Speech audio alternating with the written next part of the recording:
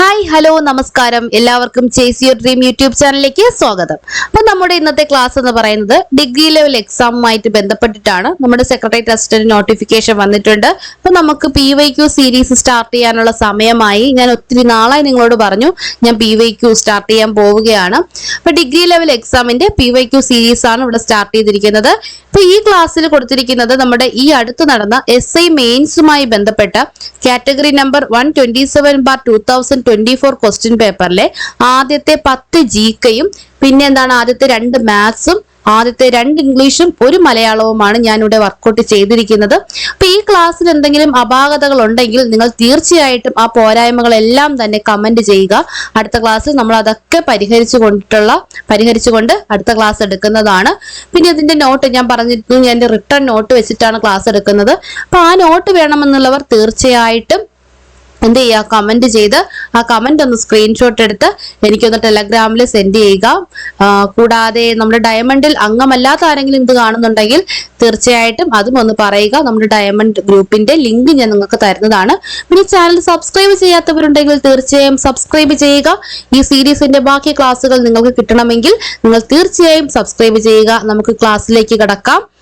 അപ്പൊ നമ്മൾ എടുക്കുന്നത് SI mains category number 127/24 mains എക്സാമിന്റെ ക്വസ്റ്റ്യൻ പേപ്പർ ആണ്. ആദ്യത്തെ ചോദ്യത്തിലേക്ക് കടക്കാം. താഴെ പറയുന്ന ജോഡികളിൽ ഏതാണ് ശരിയായി ചേരുംപടി ചേർത്തിരിക്കുന്നത്? ഏതാണ് ശരിയായി ചേരുംപടി ചേർത്തിരിക്കുന്നത് എന്നാണ് ചോദ്യം. അപ്പൊ ഇതിൽ കൂടുതലും ചേരുംപടിയൊക്കെ തന്നെയാണ് വരുന്നത്. അപ്പൊ ആദ്യത്തത് അൽഫോൺസോ ഡി അൽബുക്കർക്ക് മിക്സഡ് കോളനികളുടെ നയം അല്ലേ? നമ്മുടെ അൽഫോൺസോ ഡി അൽബുക്കർക്ക് ആണ് മിക്സഡ് കോളനികൾ സ്ഥാപിച്ചത്. അപ്പൊ ഇത് ശരിയായിട്ടുള്ള ഒരു സ്റ്റേറ്റ്മെന്റ് ആണ്.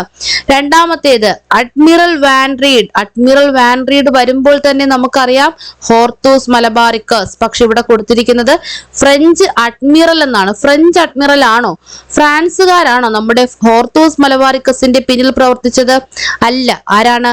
ഡച്ചുകാരാണ് അല്ലേ? അപ്പൊ അഡ്മിറൽ വാൻ റീഡ് ഒരു ഡച്ച് അഡ്മിറൽ ആണ്. അപ്പോ 2 തെറ്റാണ്. അലക്സാണ്ടർ ഓം. അലക്സാണ്ടർ ഓമിനെ നമുക്കറിയാവുന്നത് നമ്മുടെ വേനാട് ഉടമ്പടിയുമായി ബന്ധപ്പെട്ടാണ്.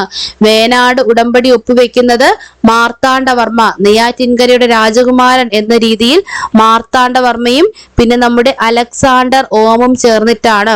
അപ്പൊ അതും തെറ്റാണ്. അപ്പൊ നാലാമത്തെ തീർച്ചയായും തെറ്റാണ്. അലക്സാണ്ടർ ഓം ആണ് ഇവിടെ വരേണ്ടത്. ഇവിടെ വന്നത് ആരാണ്? മാഹേ ലേബർഡോണൈസ് ആണ്. മാഹേ ലേബർഡോണൈസ് ആണ്. അപ്പോ ഇതും തെറ്റാണ്. 2, 3, 4 ഇതെല്ലാം തെറ്റാണ്. 1 മാത്രമാണ് ശരി. ഇനി നമുക്ക് ഓപ്ഷൻസിലേക്ക് പോകാം. ഓപ്ഷൻ A 1 മാത്രം, option B 2 and 3, option C 3 മാത്രം, ഓപ്ഷൻ D 1ഉം 2ഉം. അപ്പൊ ഇവിടെ ഏതാണ് ആൻസർ ആയിട്ട് വരുന്നത്? A ആണ് ആൻസർ ആയിട്ട് വരുന്നത്. പിന്നെ നമുക്ക് റിലേറ്റഡ് ഫാക്ട്സ് നോക്കാം. ഇന്ത്യയിലെ 2ാമത്തെ പോർച്ചുഗീസ് വൈസ്രോയി ആണ് അൽബുക്കർക്ക്. അപ്പൊ ഇന്ത്യയുടെ എത്രാമത്തെ പോർച്ചുഗീസ് വൈസ്രോയി ആണ് അൽബുക്കർക്ക് എന്ന് പറയുന്നത്? 2ാമത്തേതാണ്. 1509 മുതൽ 1515 വരെ ഇന്ത്യയുടെ പോർച്ചുഗീസ് വൈസ്രോയി ആയിരുന്ന വ്യക്തിയാണ് ആരെന്ന് പറയുന്നത്? നമ്മുടെ അൽബുക്കർക്ക് എന്ന് പറയുന്നത്. ഇന്ത്യയിൽ പോർച്ചുഗീസ് സാമ്രാജ്യത്തിന്റെ സ്ഥാപകനായി അറിയപ്പെടുന്നു. അപ്പൊ 2ാമത്തെ പോർച്ചുഗീസ് വൈസ്രോയി ആണെങ്കിലും അദ്ദേഹത്തിനെയാണ്, അൽബുക്കർക്കിനെയാണ് ഇന്ത്യയിൽ പോർച്ചുഗീസ് സാമ്രാജ്യത്തിന്റെ സ്ഥാപകനായി കരുതപ്പെടുന്നത്. ഏറ്റവും ശക്തനായ പോർച്ചുഗീസ് വൈസ്രോയി. അപ്പൊ 2ാമത്തെ ആളായിരുന്നിട്ട് കൂടി സാമ്രാജ്യ സ്ഥാപകനായി കരുതുന്നു, പോർച്ചുഗീസ് സാമ്രാജ്യ സ്ഥാപകനായി കരുതുന്നു.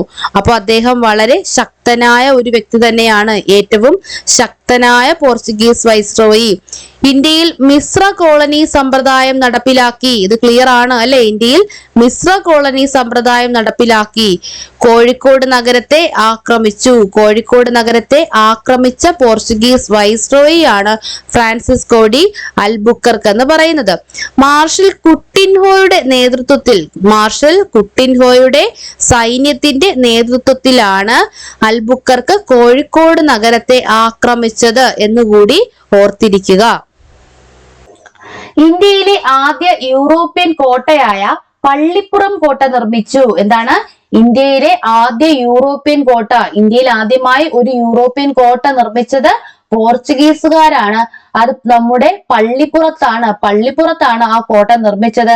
1503 അൽബുക്കർക്കാണ് ഈ കോട്ട നിർമ്മിച്ചത്.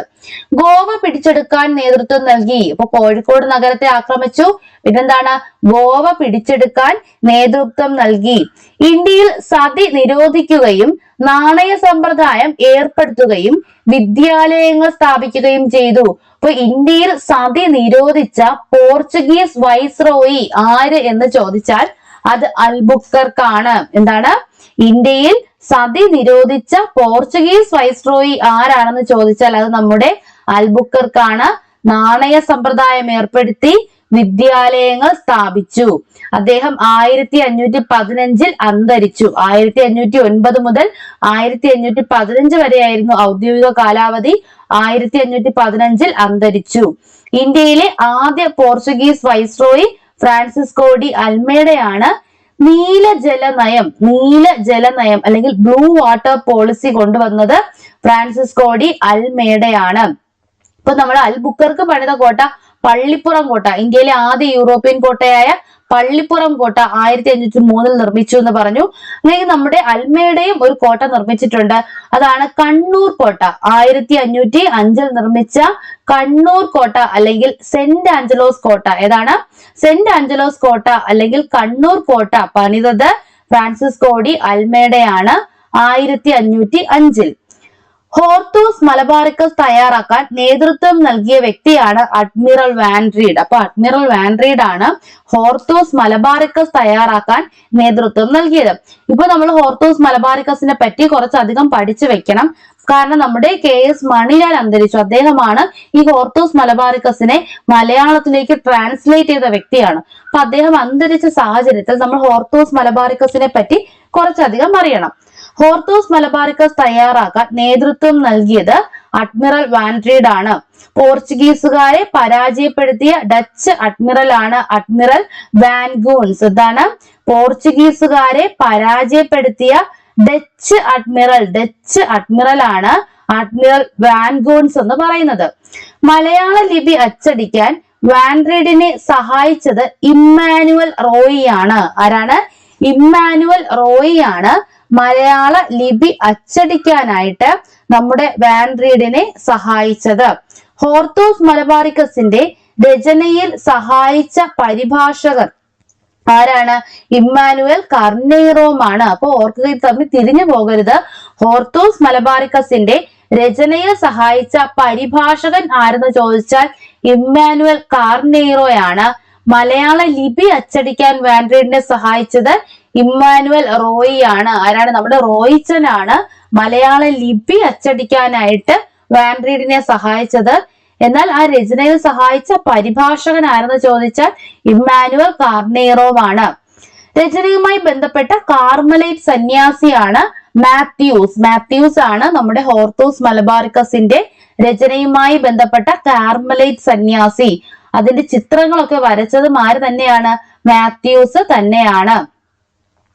ഇനി രചനയുമായി സഹകരിച്ച ഈഴവ വൈദ്യനാണ് ഇട്ടി അച്യുതൻ. നമുക്കറിയാവുന്നതാണ്, ഇട്ടി അച്യുതനാണ് ഇതിന്റെ രചനയുമായി സഹകരിച്ച ഈഴവ വൈദ്യൻ. ബ്രാഹ്മണരാരൊക്കെയാണ്, അപ്പുഭട്ട്, രംഗഭട്ട്, വിനായക ഭട്ട്. മലയാളത്തിലേക്ക് തർജ്ജമ ചെയ്തത് doctor KS Manilal.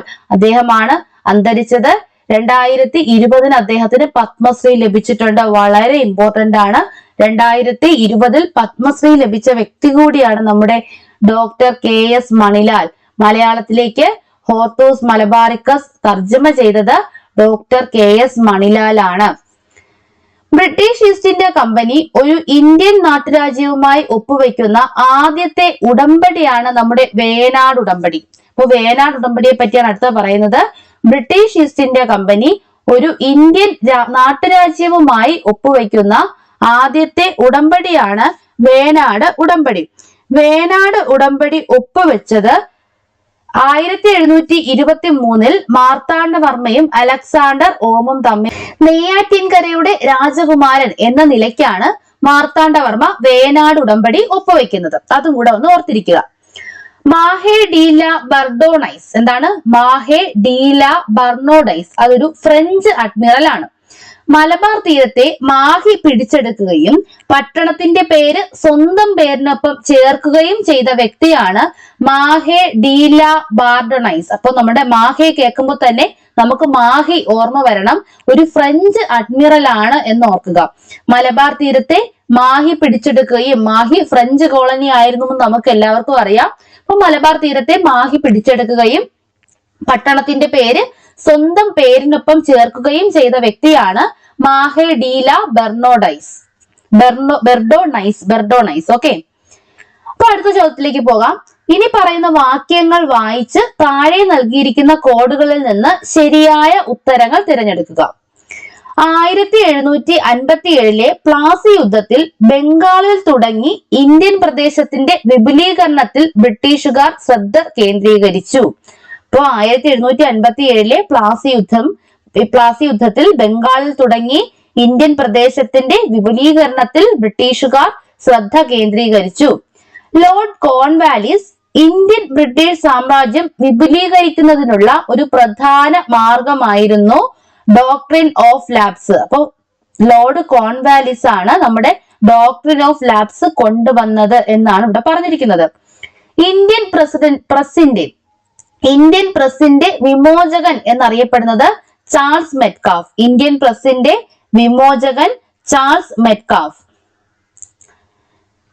James Augustus ഹിക്കിയെ ഇന്ത്യൻ പത്രപ്രവർത്തനത്തിന്റെ പിതാവ് എന്ന് വിളിക്കുന്നു. ഇന്ത്യൻ പത്രപ്രവർത്തനത്തിന്റെ പിതാവ് എന്ന് വിളിക്കുന്നത് ജെയിംസ് അഗസ്റ്റസ് ഹിക്കിയെയാണ്. അപ്പൊ ഇത്രയുമാണ് നമ്മുടെ ചോദ്യം എന്ന് പറയുന്നത്. അപ്പൊ നിങ്ങൾക്ക് ഒന്നും കൂടെ ചോദ്യം ഞാൻ വായിച്ചു തരാം. ഇതിലെ ഒന്നാമത്തെ സ്റ്റേറ്റ്മെന്റ് എന്ന് പറയുന്നത് 1757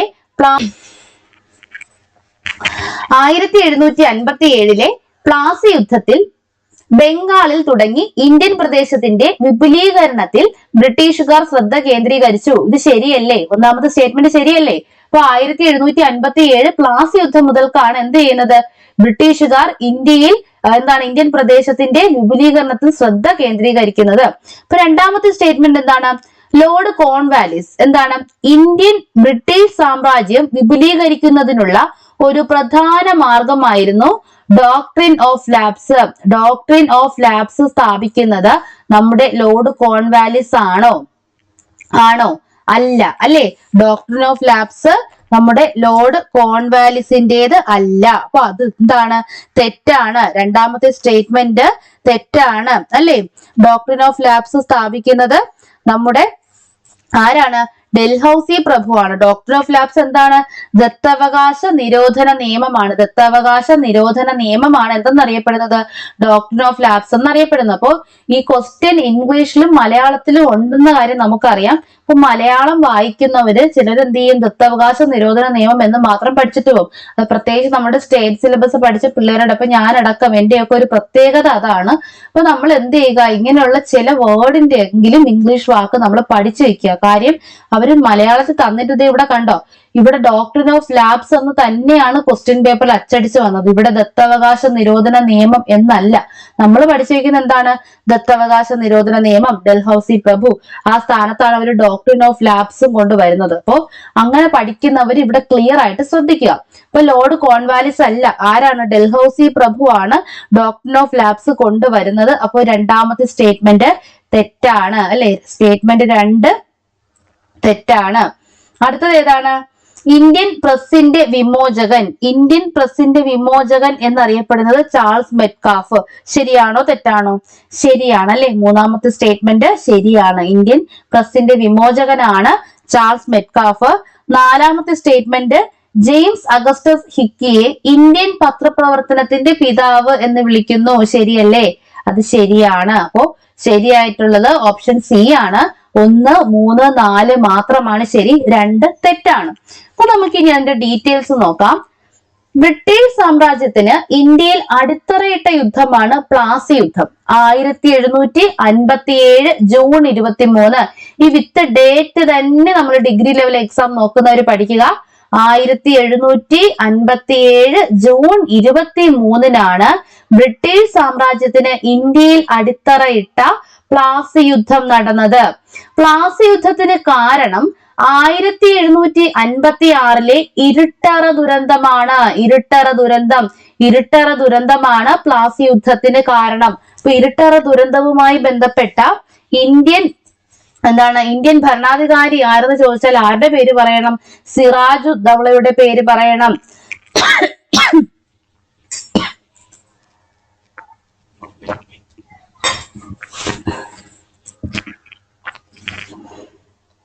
ഇരുട്ടറ ദുരന്തവുമായി ബന്ധപ്പെട്ട ഇന്ത്യൻ ഭരണാധികാരിയുടെ പേര് പറയാൻ പറഞ്ഞാൽ ആരുടെ പേര് പറയണം?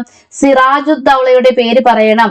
ബ്രിട്ടീഷ് ഫാക്ടറികളും കൊൽക്കത്തയിലെ വില്യം കോട്ടയും ബ്രിട്ടീഷ് ഫാക്ടറിയും പിടിച്ചെടുത്തതിനെ തുടർന്ന് പിടിയിലായ 120ഓളം ബ്രിട്ടീഷ് പട്ടാളക്കാരെ ഇരുട്ടറയിൽ അടച്ച് ശ്വാസം മുട്ടിച്ച് കൊന്ന സംഭവമാണ് എന്തെന്നറിയപ്പെടുന്നത്?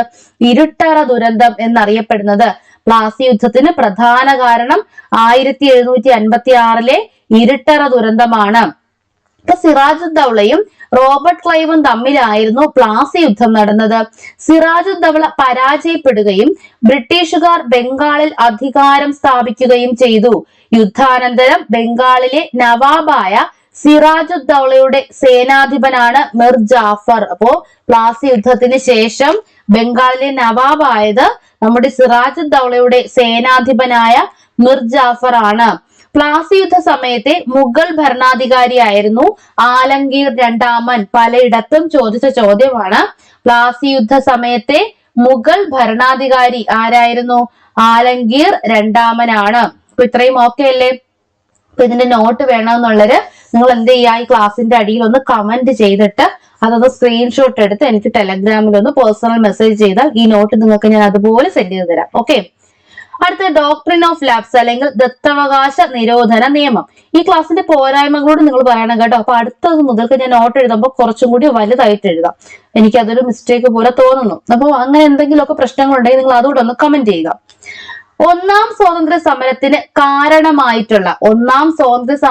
കാരണമായ സംഭവമാണ് നമ്മുടെ ഡോക്ട്രിൻ ഓഫ് ലാപ്സ് അല്ലെങ്കിൽ ദത്തവകാശ നിരോധന നിയമം. ഇന്ത്യയിൽ ഏകീകൃത സിവിൽ സർവീസ് സ്ഥാപിച്ച ഗവർണർ ജനറൽ ആണ് കോൺവാലിസ് പ്രഭു. അപ്പൊ കോൺവാലിസ് പ്രഭു സ്ഥാപിച്ചത് എന്താണ്? ഇന്ത്യയിൽ ഏകീകൃത സിവിൽ സർവീസ് സ്ഥാപിച്ച ഗവർണർ ആണ് കോൺവാലിസ്. സിവിൽ കോഡ് ഒന്നുമല്ല, സിവിൽ സർവീസ് ആണെന്ന് ഓർക്കുക. ഇന്ത്യൻ സിവിൽ സർവീസിന്റെ പിതാവ് എന്നറിയപ്പെടുന്ന വ്യക്തി കൂടിയാണ് നമ്മുടെ കോൺവാലിസ് പ്രഭു. ഇന്ത്യൻ സിവിൽ സർവീസിന്റെ പിതാവ് എന്നറിയപ്പെടുന്ന വ്യക്തിയാണ് കോൺവാലിസ് പ്രഭു. 1792 ടിപ്പു സുൽത്താനുമായി ശ്രീരംഗപട്ടണം ഉടമ്പടി ഒപ്പുവെച്ചത് കോൺവാലിസ് പ്രഭു ആണ്. എന്താണ്? 1792 ടിപ്പു സുൽത്താനുമായി ശ്രീരംഗപട്ടണം ഉടമ്പടി ഒപ്പുവെച്ചത് കോൺവാലിസ് പ്രഭു ആണ്. ശാശ്വത ഭൂനികുതി വ്യവസ്ഥ നടപ്പിലാക്കി. 1793 നിലവിൽ വന്ന ശാശ്വത ഭൂനികുതി വ്യവസ്ഥ നടപ്പിലാക്കിയതും കോൺവാലിസ് പ്രഭു ആണ്. ശാശ്വത ഭൂനികുതി വ്യവസ്ഥ രൂപപ്പെടുത്തുന്നതിൽ മുഖ്യ പങ്ക് വഹിച്ച ബ്രിട്ടീഷ് ഉദ്യോഗസ്ഥൻ ആരാണ് എന്ന് ചോദിച്ചാൽ ജോൺ ഷോർ ആണ്. ആരാണ്? John Shore. ശാശ്വത ഭൂനികുതി വ്യവസ്ഥ രൂപപ്പെടുത്തുന്നതിൽ മുഖ്യ പങ്ക് വഹിച്ച ബ്രിട്ടീഷ് ഉദ്യോഗസ്ഥനാണ് ആര്? John Shore. ആരാണ്? ജോൺ ഷോർ ആണ്.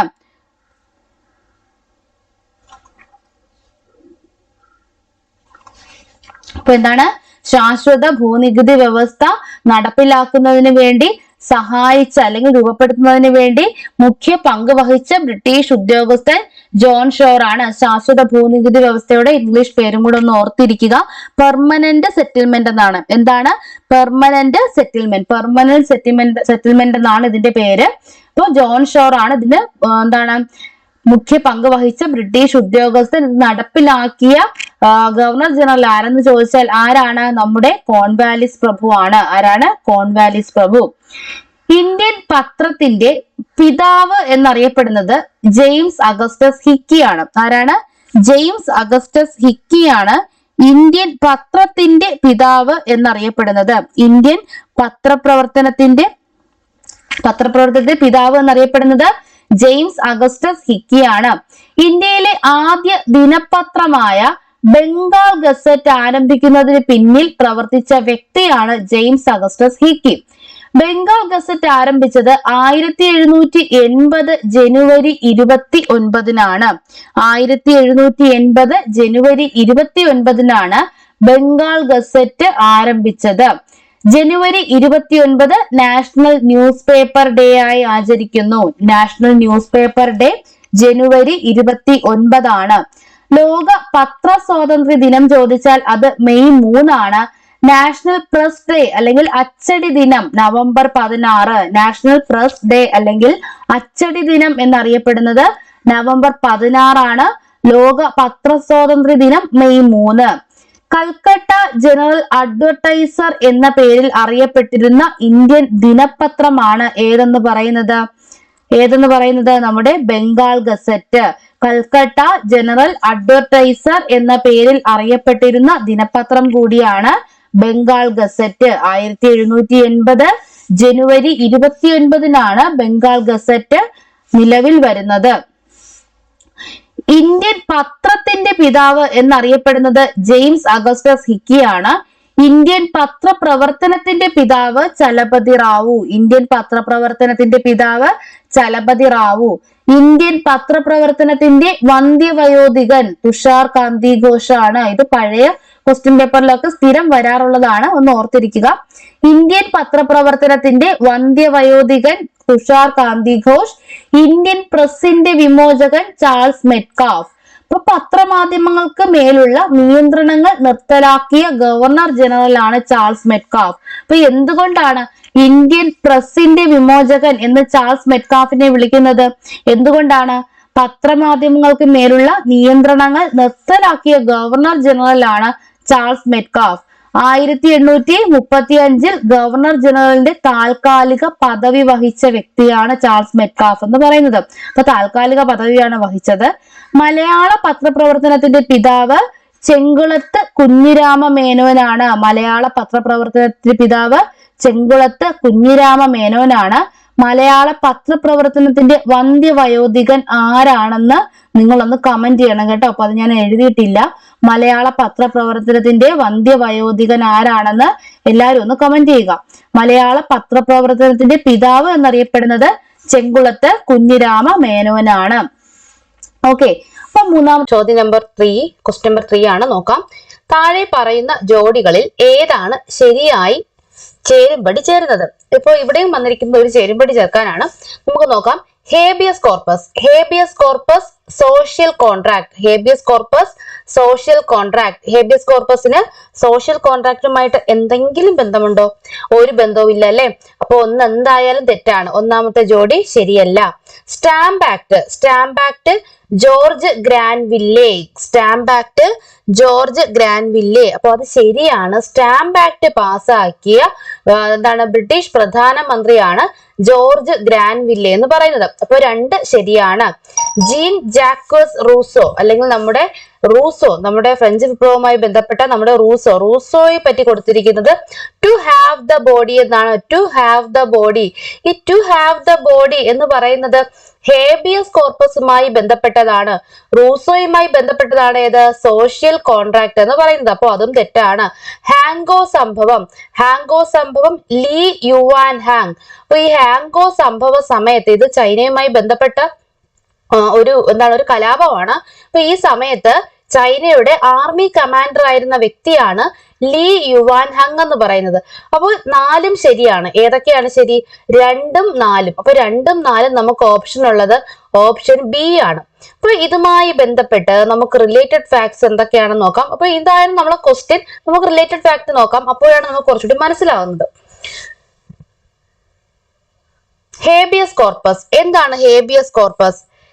വ്യക്തി സ്വാതന്ത്ര്യത്തിന്റെ സംരക്ഷകൻ എന്നറിയപ്പെടുന്ന ഒരു റിട്ടാണ് ഹേബിയസ് കോർപ്പസ് എന്ന് പറയുന്നത്.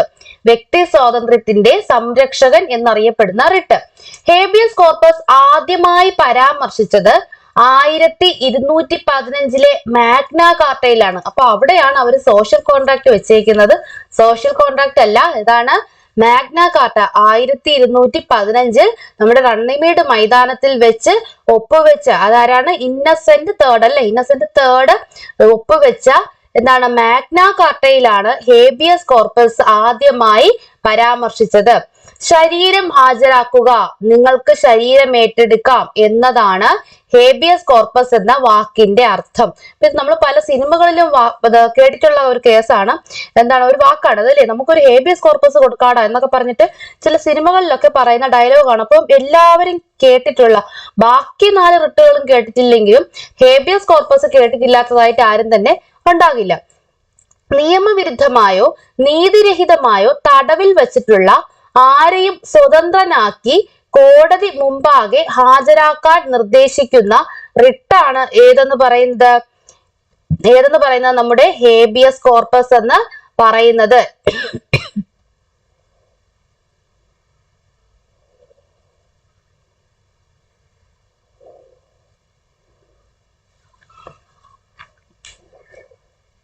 എന്താണ്? നിയമവിരുദ്ധമായോ നീതിരഹിതമായോ തടവിൽ വെച്ചിട്ടുള്ള ആരെയും സ്വതന്ത്രനാക്കി കോടതി മുമ്പാകെ ഹാജരാക്കുവാൻ നിർദ്ദേശിക്കുന്ന റിട്ടാണ് ഹേബിയസ് കോർപ്പസ്. തടവിലാക്കപ്പെട്ട ആളുടെ ബന്ധുക്കൾക്കോ ആളുകളുടെ സ്വാതന്ത്ര്യം ആഗ്രഹിക്കുന്ന ഏതൊരു വ്യക്തിക്കോ ഈ റിട്ട് ഹർജി കോടതിയിൽ സമർപ്പിക്കാം. ഹേബിയസ് കോർപ്പസ് റിട്ട് ആർക്കൊക്കെയാണ് സമർപ്പിക്കാൻ കഴിയുന്നത്? ആർക്കൊക്കെയാണ് ഹേബിയസ് കോർപ്പസ് റിട്ട് സമർപ്പിക്കാൻ കഴിയുന്നത്? തടവിലാക്കപ്പെട്ട ആളുടെ ബന്ധുക്കൾക്ക് സമർപ്പിക്കാം. അതുപോലെ തന്നെ ആളുടെ സ്വാതന്ത്ര്യം ആഗ്രഹിക്കുന്ന ഏതൊരു വ്യക്തിക്കും ഹേബിയസ് കോർപ്പസ് റിട്ട് കോടതിയിൽ സമർപ്പിക്കാം. വളരെ ഇമ്പോർട്ടന്റ് ആണ്, ഓർക്കുക. കുടുംബക്കാർക്ക് മാത്രമല്ല, നമുക്കും എന്ത് ചെയ്യാൻ കഴിയും? ഹേബിയസ് കോർപ്പസ് റിട്ട് കോടതിയിൽ സമർപ്പിക്കാം. പോലീസ് കസ്റ്റഡിയിലുള്ള ആളുകളെ വിടുവിക്കാൻ സാധാരണയായി ഈ റിട്ട് ഉപയോഗിക്കുന്നു. അപ്പൊ പോലീസ് കസ്റ്റഡിയിൽ വെച്ചിട്ടുള്ള ആളുകളെയൊക്കെ വിടുവിക്കാനായിട്ട് ഉപയോഗിക്കുന്ന റിട്ടാണ് ഏത്? Habeas corpus. ഹേബിയസ് കോർപ്പസ് പുറപ്പെടുവിക്കാൻ സാധിക്കാത്ത സന്ദർഭങ്ങൾ, ഇപ്പൊ ചില സന്ദർഭങ്ങളിൽ ഹേബിയസ് കോർപ്പസ് പുറപ്പെടുവിക്കാൻ കഴിയില്ല. ഏതൊക്കെയാണ് സന്ദർഭങ്ങൾ? ഒന്ന്, തടവ് നിയമാനുസൃതമെങ്കിൽ, തടവ് നിയമാനുസൃതമാണെങ്കിൽ കഴിയില്ല. നിയമാനുസൃതമായി തടവിൽ കഴിയുന്ന ഒരു വ്യക്തിയെ നമുക്ക് ഹേബിയസ് കോർപ്പസ് വഴി പുറത്തു കൊണ്ടുവരാൻ പറ്റുമോ? ഇല്ല. നിയമനിർമ്മാണ സഭ അല്ലെങ്കിൽ കോടതി അലക്ഷ്യങ്ങൾക്കുള്ള നടപടിയാണെങ്കിൽ, അപ്പൊ നിയമനിർമ്മാണ സഭ അലക്ഷ്യമോ അല്ലെങ്കിൽ കോടതി അലക്ഷ്യമോ കാരണമാണ് അയാളെ എന്താണ് തടവിൽ പാർപ്പിച്ചിരിക്കുന്നതെങ്കിൽ അവിടെയും നമുക്ക് ഹേബിയസ് കോർപ്പസ് ഹർജി സമർപ്പിക്കാൻ കഴിയില്ല. കോടതിയുടെ ഉത്തരവ് മൂലമുള്ള തടവാണെങ്കിൽ പിന്നെന്താണ്? നമ്മുടെ കോടതി ഉത്തരവ് മൂലമുള്ള തടവ്, നമ്മുടെ സാധാരണ തടവ് ശിക്ഷയ്ക്ക് വിധിക്കുന്ന ആ സംഭവങ്ങള്. തടവ് കോടതിയുടെ അധികാര പരിധിക്ക് പുറത്താണെങ്കിൽ പിന്നെന്താണ്?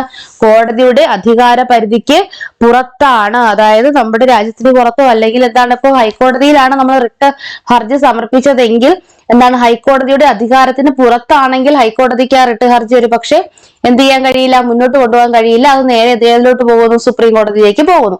അപ്പൊ ഇതാണ് നമുക്ക് ഹേബിയസ് കോർപ്പസിനെ പറ്റി പ്രധാനമായിട്ട് പറയാനുള്ളത്. അടുത്തത്, ഫ്രഞ്ച് വിപ്ലവത്തിന്റെ പ്രവാചകൻ എന്നറിയപ്പെടുന്ന റൂസോയുടെ പ്രസിദ്ധമായ കൃതിയാണ് social contract. 1762 Rousseau social contract എഴുതിയത്. ഫ്രഞ്ച് വിപ്ലവത്തിന്റെ ബൈബിൾ എന്നറിയപ്പെടുന്നത് സോഷ്യൽ കോൺട്രാക്ട് ആണ്. അപ്പൊ ഓർത്തിരിക്കുക, ഫ്രഞ്ച് വിപ്ലവത്തിന്റെ ബൈബിൾ എന്നറിയപ്പെടുന്നത് സോഷ്യൽ കോൺട്രാക്ട് ആണ്. 1762 റൂസോ ഇത് പ്രസിദ്ധീകരിച്ചത്.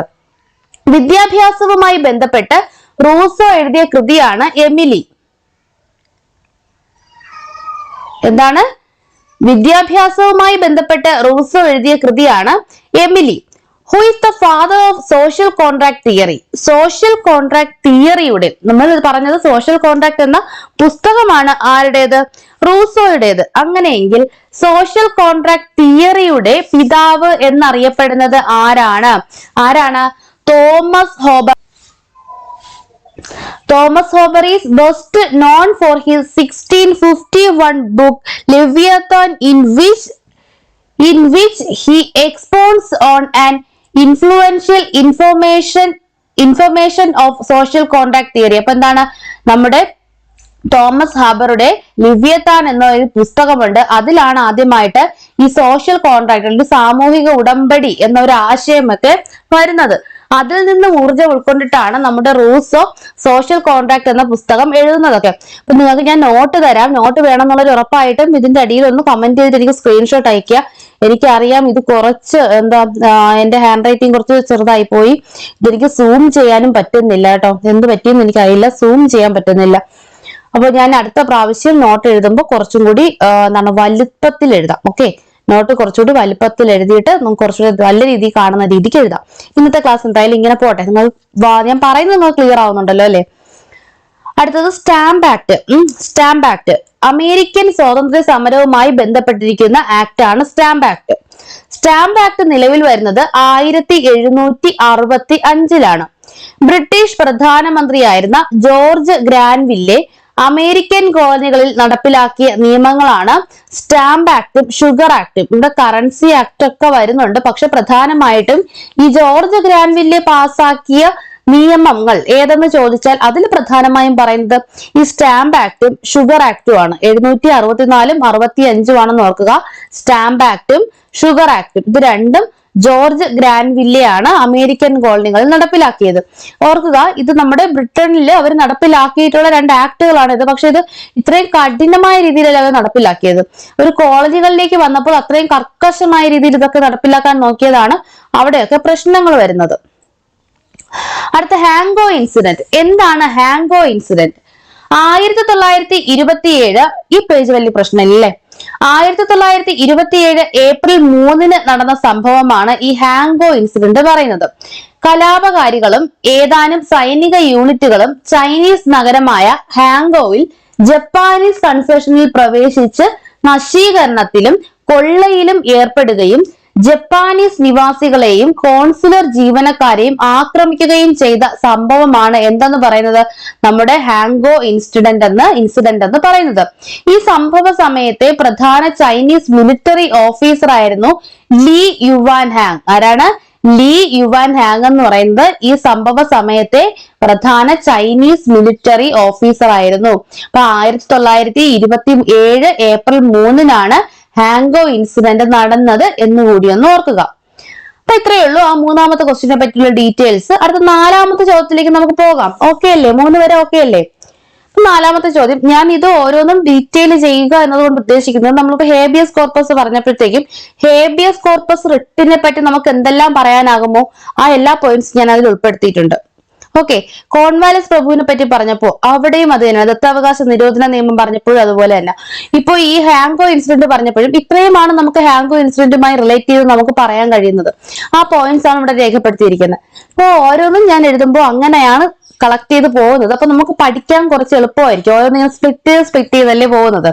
ഓക്കെ, അടുത്തത് താഴെ പറയുന്ന പ്രസ്താവനയിൽ ഏതാണ് തെറ്റ്? ഇത് തെറ്റായിട്ടുള്ളത് ഏത്? ഇത് കറണ്ട് അഫയേഴ്സുമായി ബന്ധപ്പെട്ടിട്ടുള്ള ഒരു സ്റ്റേറ്റ്മെന്റ് ആണ്. അപ്പൊ നിങ്ങൾ എല്ലാവരും നോക്കുമ്പോൾ സെക്രട്ടറി ടെസ്റ്റിൽ കറണ്ട് അഫയേഴ്സ് ഇല്ല, കറണ്ട് അഫയേഴ്സ് പ്രത്യേകം എടുത്ത് പറഞ്ഞിട്ടില്ല. പക്ഷെ എന്താണ്, എല്ലാ ടോപ്പിക്കിനുള്ളിലും കറണ്ട് അഫയേഴ്സ് ഉണ്ട് എന്നുള്ള കാര്യം നിങ്ങൾ മനസ്സിലാക്കുക. ഓക്കെ, ഇന്ത്യയിൽ ദുരന്ത ഇൻഷുറൻസ് നടപ്പിലാക്കിയ ആദ്യ സംസ്ഥാനമായി നാഗാലാൻഡ് മാറി. എന്താണ്? ദുരന്ത ഇൻഷുറൻസ് നടപ്പിലാക്കിയ ആദ്യ സംസ്ഥാനമായി നാഗാലാൻഡ് മാറി. അല്ലേ? ശരിയല്ലേ? ഇന്ത്യയിൽ ദുരന്ത ഇൻഷുറൻസ് നടപ്പിലാക്കിയ ആദ്യ സംസ്ഥാനമാണ് നാഗാലാൻഡ്. അല്ലേ? ശരിയാണ്. ഇന്ത്യയിൽ ദുരന്ത നിവാരണ അതോറിറ്റി സ്ഥാപിച്ച ആദ്യ സംസ്ഥാനമാണ് കേരളം. 2023 കണക്കനുസരിച്ച് നൊബേൽ സമ്മാന ജേതാക്കൾക്കുള്ള പുതുക്കിയ സമ്മാനത്തുക 13 ദശലക്ഷം സ്വീഡിഷ് ക്രൗൺ ആണ്. അപ്പൊ ഇതൊന്ന് നോട്ട് ചെയ്യുക.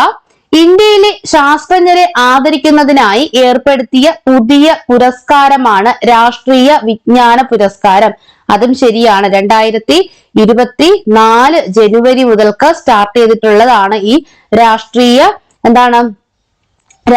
വിജ്ഞാന പുരസ്കാരം. അത് 2024 ഓഗസ്റ്റ് 23 നമ്മുടെ ദേശീയ ബഹിരാകാശ ദിനത്തിന്റെ അന്നാണ് ആദ്യമായിട്ട് നൽകിയത്. ഓസ്ട്രേലിയൻ ഓപ്പൺ സൂപ്പർ 500 ബാഡ്മിന്റൺ ടൂർണമെന്റിൽ ഇന്ത്യയുടെ HS പ്രണോയ് റണ്ണറപ്പായി. ഇതും ശരിയാണ്. അപ്പൊ ഇതിൽ ആകെ ഒരു തെറ്റെന്ന് പറയുന്നത് നമ്മുടെ ഈ ഓപ്ഷൻ ബി ആണ്. നമ്മുടെ ബി മാത്രമാണ് തെറ്റായിട്ടുള്ളത്. അപ്പൊ പ്രസ്താവന ബി തെറ്റാണ്, ACD ശരിയാണ്. ഇതാണ് ഇവിടുത്തെ ആൻസർ.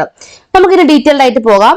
രാജ്യത്ത് ആദ്യമായി ദുരന്ത നിവാരണ അതോറിറ്റി രൂപീകരിച്ച സംസ്ഥാനമാണ് കേരളം. 2007 മെയ് 4 എന്താണ് കേരളത്തിൽ ദുരന്ത നിവാരണ അതോറിറ്റി നിലവിൽ വരുന്നത്. അപ്പൊ ഞാൻ ഇതിൽ കൊടുത്തിരിക്കുന്നത് നമ്മുടെ ദുരന്ത നിവാരണ അതോറിറ്റിയുമായി ബന്ധപ്പെട്ട പോയിന്റ്സ് ആണ്. അപ്പൊ ചോയ്സ് ദുരന്ത ഇൻഷുറൻസ് ആണ്. അപ്പൊ അതുമായി റിലേറ്റഡ് ചെയ്ത് നമുക്ക് എന്താണ് ദുരന്ത നിവാരണ അതോറിറ്റിയെ പറ്റി ഒന്ന് പറയാം. ദേശീയ ദുരന്ത നിവാരണ നിയമം നിലവിൽ വന്നത് 2005 ഡിസംബർ 3-നാണ്. 2005 ഡിസംബർ 3-നാണ് ദേശീയ ദുരന്ത നിവാരണ നിയമം നിലവിൽ വന്നത്.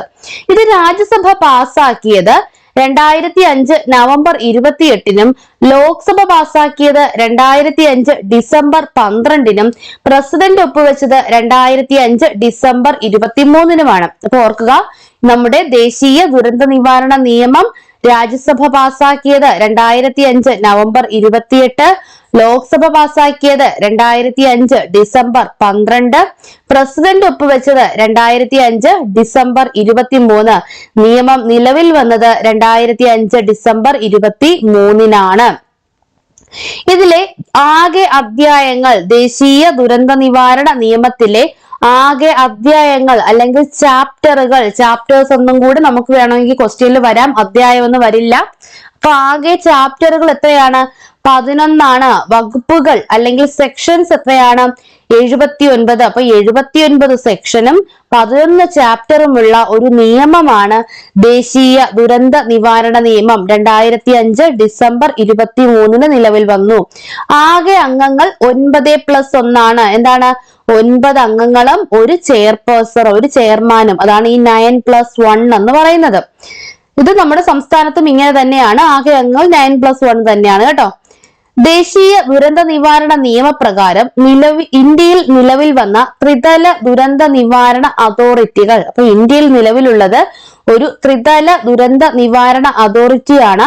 അതിൽ ഒന്നാമത്തേത് ദേശീയ ദുരന്ത നിവാരണ അതോറിറ്റി അല്ലെങ്കിൽ NDMA. MDMA അല്ല, NDMA, national disaster management authority.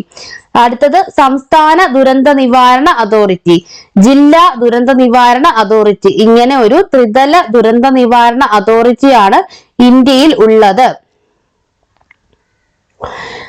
ദുരന്ത നിവാരണ അതോറിറ്റികളെല്ലാം സ്വയംഭരണ അധികാരമില്ലാത്ത സ്റ്റാറ്റ്യൂട്ടറി ബോഡികളാണ്. വളരെ ഇമ്പോർട്ടന്റ് ആണ്. ദുരന്ത നിവാരണ അതോറിറ്റികളെല്ലാം സ്വയംഭരണ അധികാരമില്ലാത്ത സ്റ്റാറ്റ്യൂട്ടറി ബോഡികളാണ്. ഇവർക്കൊന്നും തന്നെ സ്വയംഭരണ അധികാരമില്ല. ദേശീയ ദുരന്ത നിവാരണ സേന. അപ്പൊ നമുക്ക് ദുരന്ത നിവാരണ നിയമമുണ്ട്, അതിൻ പ്രകാരം ഒരു സേനയുണ്ട്, ദേശീയ ദുരന്ത നിവാരണ സേന. ഇത് നിലവിൽ വന്നത് 2006-ലാണ്. ദേശീയ ദുരന്ത നിവാരണ സേന നിലവിൽ വരുന്നത് 2006-ലാണ്. ഇത് നിലവിൽ വരുമ്പോൾ 8 ബറ്റാലിയനുകളാണ് ഉണ്ടായിരുന്നത്. എന്നാൽ നിലവിൽ ഇരട്ടി ബറ്റാലിയനുകൾ ഉണ്ട്. അതായത് 16 ബറ്റാലിയനുകളാണ് നമ്മുടെ ദേശീയ ദുരന്ത നിവാരണ സേനയിൽ ഉള്ളത്.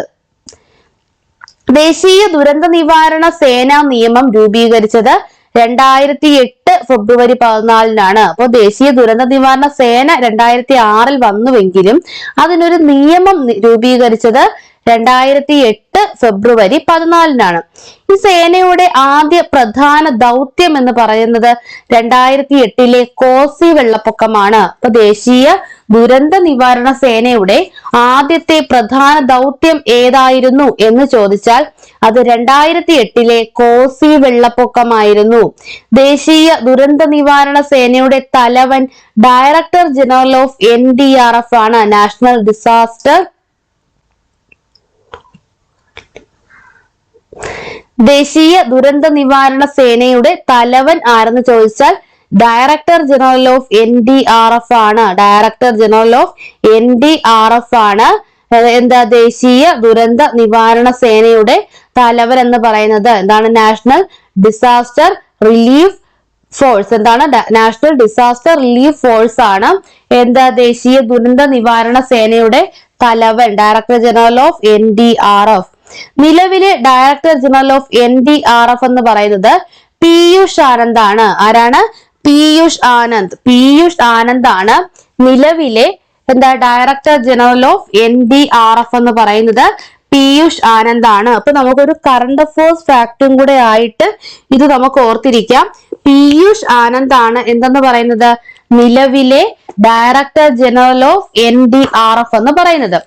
ദേശീയ ദുരന്ത നിവാരണ സേനയുടെ ആപ്തവാക്യം, അവർക്കൊരു ആപ്തവാക്യമുണ്ട്. എന്താണ്? ആപദ സേവ സദൈവ സർവത്ര. എന്താണ്? ആപദ സേവ സദൈവ സർവത്ര. നമ്മളൊന്ന് സ്ലോയിൽ വായിക്കുകയാണെങ്കിൽ നമുക്ക് മനസ്സിലാവും. ആപദ, ആപത്തിൽ സേവിക്കുന്നു, എപ്പോഴും എപ്പോഴും നമുക്ക് സേവനം ലഭിക്കുന്നു. ആപദ സേവ സദൈവ സർവത്ര. ദേശീയ ദുരന്ത നിവാരണ സേനയെ കുറിച്ച് പ്രതിപാദിക്കുന്ന ദുരന്ത നിവാരണ നിയമം 2005 അധ്യായം, ചാപ്റ്റർ എന്ന് പറയുന്നത് ചാപ്റ്റർ 8 ആണ്.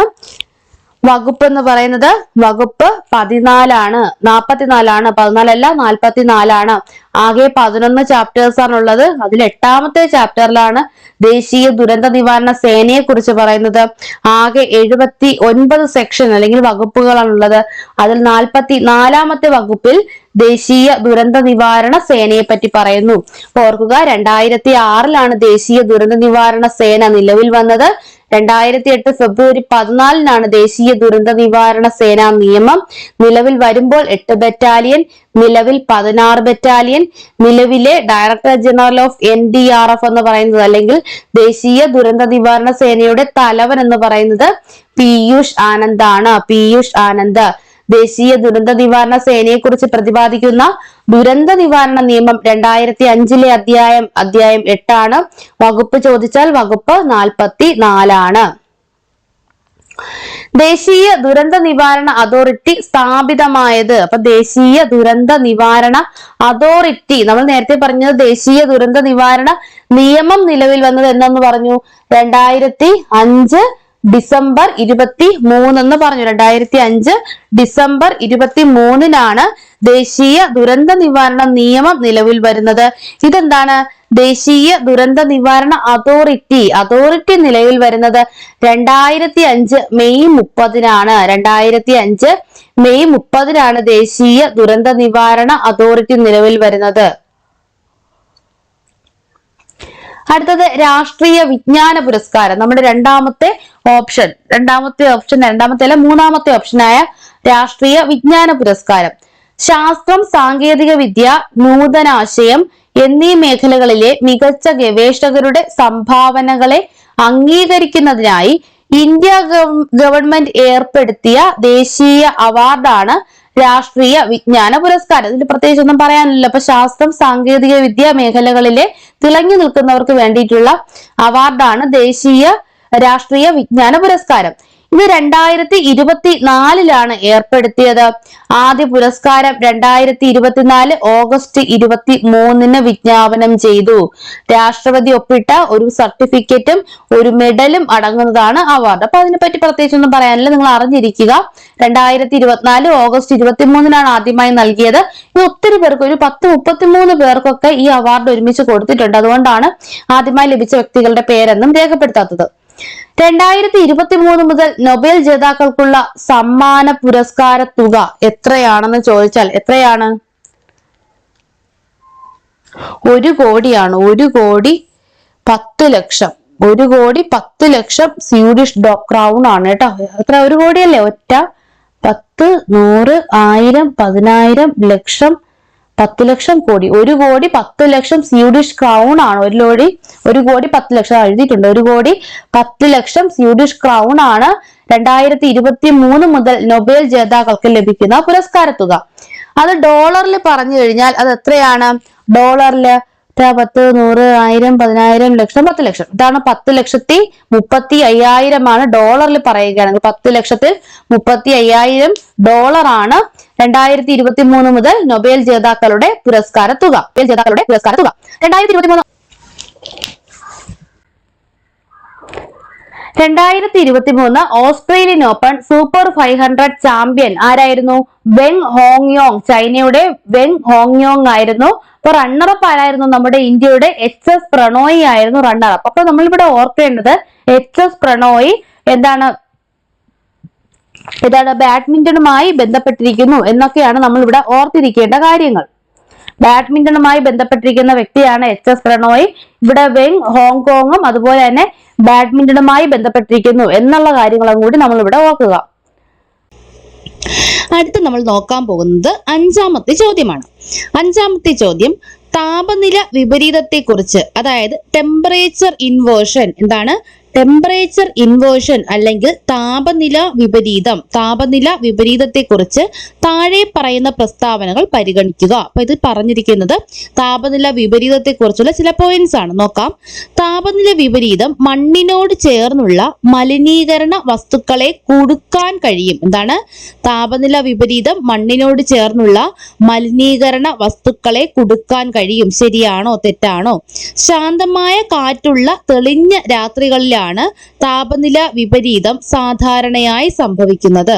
ശാന്തമായ കാറ്റുള്ള തെളിഞ്ഞ രാത്രികളിലാണ് താപനില വിപരീതം സാധാരണയായി സംഭവിക്കുന്നത്. താഴ്ന്ന ഉയരവുമായി താരതമ്യപ്പെടുത്തുമ്പോൾ ഉയർന്ന ഉയരത്തിൽ താപനില വിപരീത ഫലങ്ങൾ തണുത്ത താപനിലയിൽ കലാശിക്കുന്നു. എന്താണ് താഴ്ന്ന ഉയരവുമായി താരതമ്യപ്പെടുത്തുമ്പോൾ ഉയർന്ന ഉയരത്തിൽ താപനില വിപരീത ഫലങ്ങൾ തണുത്ത താപനിലയിൽ കലാശിക്കുന്നു. മുകളിൽ പറഞ്ഞ പ്രസ്താവനകളിൽ ഏതാണ് ശരി? ഇവിടെ ഓപ്ഷൻസ് ഉണ്ട്. 1, 2 മാത്രം, 2, 3 മാത്രം, 1, 3 മാത്രം, 1, 2, 3 മാത്രം. അപ്പൊ ഇത് അറിയാത്തവർക്ക്, അതായത് താപനില വിപരീതത്തെ കുറിച്ച് അറിയാത്തവർക്ക് എന്തായാലും ഈ ക്വസ്റ്റ്യൻ ഉത്തരം കണ്ടെത്താനാകില്ല. അല്ലെങ്കിൽ നമുക്ക് അറിയാത്ത ക്വസ്റ്റ്യൻ ഉത്തരം എഴുതാൻ പറ്റില്ല. അപ്പൊ നമുക്ക് ആദ്യം എന്താണ് ഈ താപനില വിപരീതം അല്ലെങ്കിൽ ടെമ്പറേച്ചർ ഇൻവേർഷൻ എന്താണെന്ന് നോക്കാം. അപ്പൊ ഇൻവേർഷൻ, വിപരീതം എന്ന് പറയുമ്പോൾ തന്നെ എന്താണ് സാധാരണഗതിയെക്കാളും എന്തോ ഒന്ന് വ്യത്യസ്തമായി നടക്കുന്നു. അതാണ് വിപരീതം, ടെമ്പറേച്ചർ ഇൻവേർഷൻ. അപ്പൊ എന്താണ് സാധാരണ അന്തരീക്ഷ സ്ഥിതിക്ക് വിപരീതമായി ഭൂമിയോട് ചേർന്ന് തണുത്ത വായുവും മുകളിൽ ചൂടുവായുവും ഉണ്ടാകുന്ന പ്രതിഭാസമാണ് താപനില വിപരീതം. അതായത് നമുക്കറിയാം നമ്മുടെ എന്താണ് ട്രോപ്പോസ്ഫിയറിൽ ഓരോ 165 മീറ്റർ ചെല്ലുമ്പോഴും 1 ഡിഗ്രി സെൽഷ്യസ് എന്ന രീതിയിൽ താപം കുറയുന്നുണ്ട്. ഇതിനെയാണ് നമ്മൾ ക്രമമായ താപനഷ്ട നിരക്ക് എന്ന് പറയുന്നത്. അപ്പൊ അത്തരത്തിൽ നോക്കുകയാണെങ്കിൽ നമ്മൾ SCRT പഠിച്ചപ്പോൾ നമ്മൾ പറഞ്ഞ കേസാണ്. എന്താണ് ഊട്ടി, മൂന്നാർ തുടങ്ങിയ പ്രദേശങ്ങളിലൊക്കെ തണുപ്പാണ്. നമ്മൾ തിരുവനന്തപുരം ജില്ലയിൽ ഇവിടെ താമസിക്കുന്നവർക്ക് ചൂടാണ്. കാരണം എന്താണ്? കാരണം ഈ ക്രമമായ താപനഷ്ട നിരക്കാണ്. അപ്പൊ അത് വെച്ച് നോക്കുകയാണെങ്കിൽ നമ്മുടെ ട്രോപ്പോസ്ഫിയർ എന്ന് വെച്ച് നോക്കുകയാണെങ്കിൽ സാധാരണ നമ്മുടെ അന്തരീക്ഷത്തിൽ എന്താണ് ഉയരം കൂടുന്തോറും താപനില കുറഞ്ഞു വരികയാണ് ചെയ്യുന്നത്, അല്ലെ? ഉയരം കൂടുന്തോറും താപനില കുറഞ്ഞു വരുന്നു. അതിന് വിപരീതമായിട്ട് എന്ത് സംഭവിക്കുകയാണ്? താഴെ എന്ത് ചെയ്യാണ്? ഭൗമോപരിതലത്തിലോട് ചേർന്ന് തണുത്ത കാലാവസ്ഥയും മുകളിലേക്ക് ചൂട് കാലാവസ്ഥയും ഉണ്ടാകുന്നതിനെയാണ് നമ്മൾ താപനില വിപരീതം അല്ലെങ്കിൽ ടെമ്പറേച്ചർ ഇൻവേർഷൻ എന്ന് പറയുന്നത്. സാധാരണ സാഹചര്യത്തിൽ വായുവിന്റെ താപനില ഉയരത്തിനനുസരിച്ച് കുറയുന്നു. തെളിഞ്ഞ രാത്രികളിലാണ് ഇത് സംഭവിക്കുന്നത്. എപ്പോഴാണ് ഇത് സംഭവിക്കുന്നത്? രാത്രികളിലാണ്. പൂർണ്ണമായിട്ട് എന്താണ് കൂടുതലായിട്ടും തെളിഞ്ഞ രാത്രികൾ. കാരണം എന്താണ്? രാവിലെ പകൽ സമയത്ത് നമ്മുടെ സൂര്യപ്രകാശമേറ്റ് ഭൗമോപരിതലം ചൂട് പിടിച്ച് കിടക്കുകയാണല്ലേ. അപ്പൊ എന്തായാലും പകൽ എന്തുണ്ടാകാൻ വഴിയില്ല? നമ്മൾ ഈ ടെമ്പറേച്ചർ ഇൻവേർഷൻ പകൽ ഉണ്ടാവാൻ വഴിയില്ല. പകല് സൂര്യന്റെ ചൂടേറ്റ് നമ്മുടെ ഭൗമോപരിതലം എന്താണ് ചൂട് പിടിച്ച് കിടക്കുകയാണ്. അപ്പൊ അതുകൊണ്ട് തീർച്ചയായിട്ടും എപ്പോഴായിരിക്കും? തെളിഞ്ഞ രാത്രികളിലായിരിക്കും. അപ്പൊ ഇത് പൊടിപടലങ്ങളുടെ വ്യാപനത്തെ തടയുന്നു. അപ്പൊ ഈ താഴ്ഭാഗത്ത്, അതായത് നമ്മുടെ ഭൂമിയോട് ചേർന്ന് തണുപ്പ് വരിക ഒന്ന് ആലോചിച്ച് നോക്കിയാണ്. അപ്പോൾ എല്ലാം എന്താണ് നമ്മുടെ തന്മാത്രകളൊക്കെ കുറച്ച് ഡെൻസ്ഡ് ആയിട്ടാണ് കാണപ്പെടുന്നത്. അപ്പൊ ആ സമയത്ത് എന്ത് ചെയ്യും? പൊടികളുടെ വ്യാപനം നിങ്ങളൊന്ന് ആലോചിച്ച് നോക്കുക. നല്ല ചൂട് സമയത്ത് പൊടിയൊക്കെ ഒത്തിരി പറന്ന് നമ്മുടെ അന്തരീക്ഷം കുറച്ചധികം മലിനമായിരിക്കും. പൊടിയൊക്കെ പറന്ന് നടക്കുന്നതായിട്ട് നമുക്ക് കാണാൻ പറ്റും. പക്ഷെ തണുപ്പ് സമയത്ത് നമുക്ക് അങ്ങനെ ഒരു പൊടിപടലങ്ങളുടെ ഒരു ദൃശ്യം നമുക്ക് കാണാൻ കഴിയുമോ? ഏതെങ്കിലും ഒരു തണുപ്പ് സമയത്ത് ഇങ്ങനെ പൊടിയൊക്കെ പാറി നടക്കുന്ന അങ്ങനെ ഒരു നമുക്ക് കാണാൻ കഴിയില്ല. അത് കൂടുതൽ എപ്പോഴാണ്? ചൂട് സമയത്ത്. അപ്പൊ അതാണ് ഇവിടെയും പറഞ്ഞിരിക്കുന്നത്, പൊടിപടലങ്ങളുടെ വ്യാപനത്തെ തടയുന്നു. അപ്പൊ ഒന്നാമത്തെ സ്റ്റേറ്റ്മെന്റ് ശരിയാണ് എന്നാണ് ഈ ഒരു വാക്ക് നമുക്ക് തരുന്നത്. താപനില വിപരീതം മണ്ണിനോട് ചേർന്നുള്ള മലിനീകരണ വസ്തുക്കളെ കുടുക്കാൻ കഴിയും, അല്ലെ? മണ്ണിനോട് ചേർന്നുള്ള മലിനീകരണ വസ്തുക്കളുടെ വ്യാപനം അത് തടയുന്നു, അവരെ കുടുക്കാൻ കഴിയും. പിന്നെ ഇവിടെ എന്താണ് കറക്റ്റാ പറഞ്ഞിട്ടുണ്ട്. സ്റ്റേറ്റ്മെന്റ് വളരെ ശരിയാണ്. ശാന്തമായ കാറ്റുള്ള തെളിഞ്ഞ രാത്രികളിലാണ് താപനില വിപരീതം സാധാരണയായി സംഭവിക്കുന്നത്. പിന്നെ നമുക്ക് അടുത്ത പോയിന്റ് നോക്കാം. താപവിപര്യത്തിന് അനുയോജ്യം തെളിഞ്ഞ ആകാശവും നിശ്ചലവായുവുമുള്ള ദീർഘമായ ശൈത്യകാല രാത്രികളാണ്. പകൽ സമയത്ത് ലഭിച്ച താപം ഭൂമി രാത്രി കാലങ്ങളിൽ പ്രസരിപ്പിക്കുന്നു. ഇതുമൂലം പുലർകാലമാകുമ്പോഴേക്കും ഭൂമി തൊട്ടു മുകളിലെ വായുവിനേക്കാൾ തണുത്തിരിക്കും. ഇതാണ് പറഞ്ഞത്, പകൽ സമയത്ത് ലഭിച്ച താപം ഭൂമി എന്ത് ചെയ്യും? രാത്രി കാലങ്ങളിൽ പ്രസരിപ്പിക്കും. അപ്പൊ ഇതുമൂലം പുലർകാലമാകുമ്പോഴേക്കും ഭൂമി തൊട്ടു മുകളിലെ വായുവിനേക്കാൾ തണുത്തിരിക്കും. ധ്രുവപ്രദേശങ്ങളിൽ താപവിപര്യം വർഷത്തിലുടനീളം സാധാരണമാണ്. ധ്രുവപ്രദേശങ്ങളിൽ നമുക്കറിയാം രാത്രി ആകുമ്പോഴത്തേക്കും പകല് നല്ല ചൂടാണ്, അവർക്ക് തണുപ്പുണ്ട്, പിന്നെന്താണ് നല്ല രീതിയിൽ സൂര്യപ്രകാശം കിട്ടുന്ന സമയത്താണെങ്കിൽ നല്ല രീതിയിൽ ചൂടുമുണ്ട്. പക്ഷെ വൈകുന്നേരം ആകുമ്പോഴത്തേക്കും ഭൂമി ഫുള്ള് തണുക്കുന്നു. അതിന്റെ കാരണം ഈ താപവിപര്യമാണ്. അത് വർഷത്തിലുടനീളം ധ്രുവപ്രദേശങ്ങളിലുണ്ട്. അപ്പൊ ഈ പോയിന്റ് പ്രത്യേകം ഓർത്തിരിക്കുക. ധ്രുവപ്രദേശങ്ങളിൽ താപവിപര്യം, അതായത് ടെമ്പറേച്ചർ ഇൻവേർഷൻ വർഷത്തിലുടനീളം സാധാരണമാണ്. അടുത്ത പർവ്വതങ്ങളുടെ കേസ് നോക്കാം.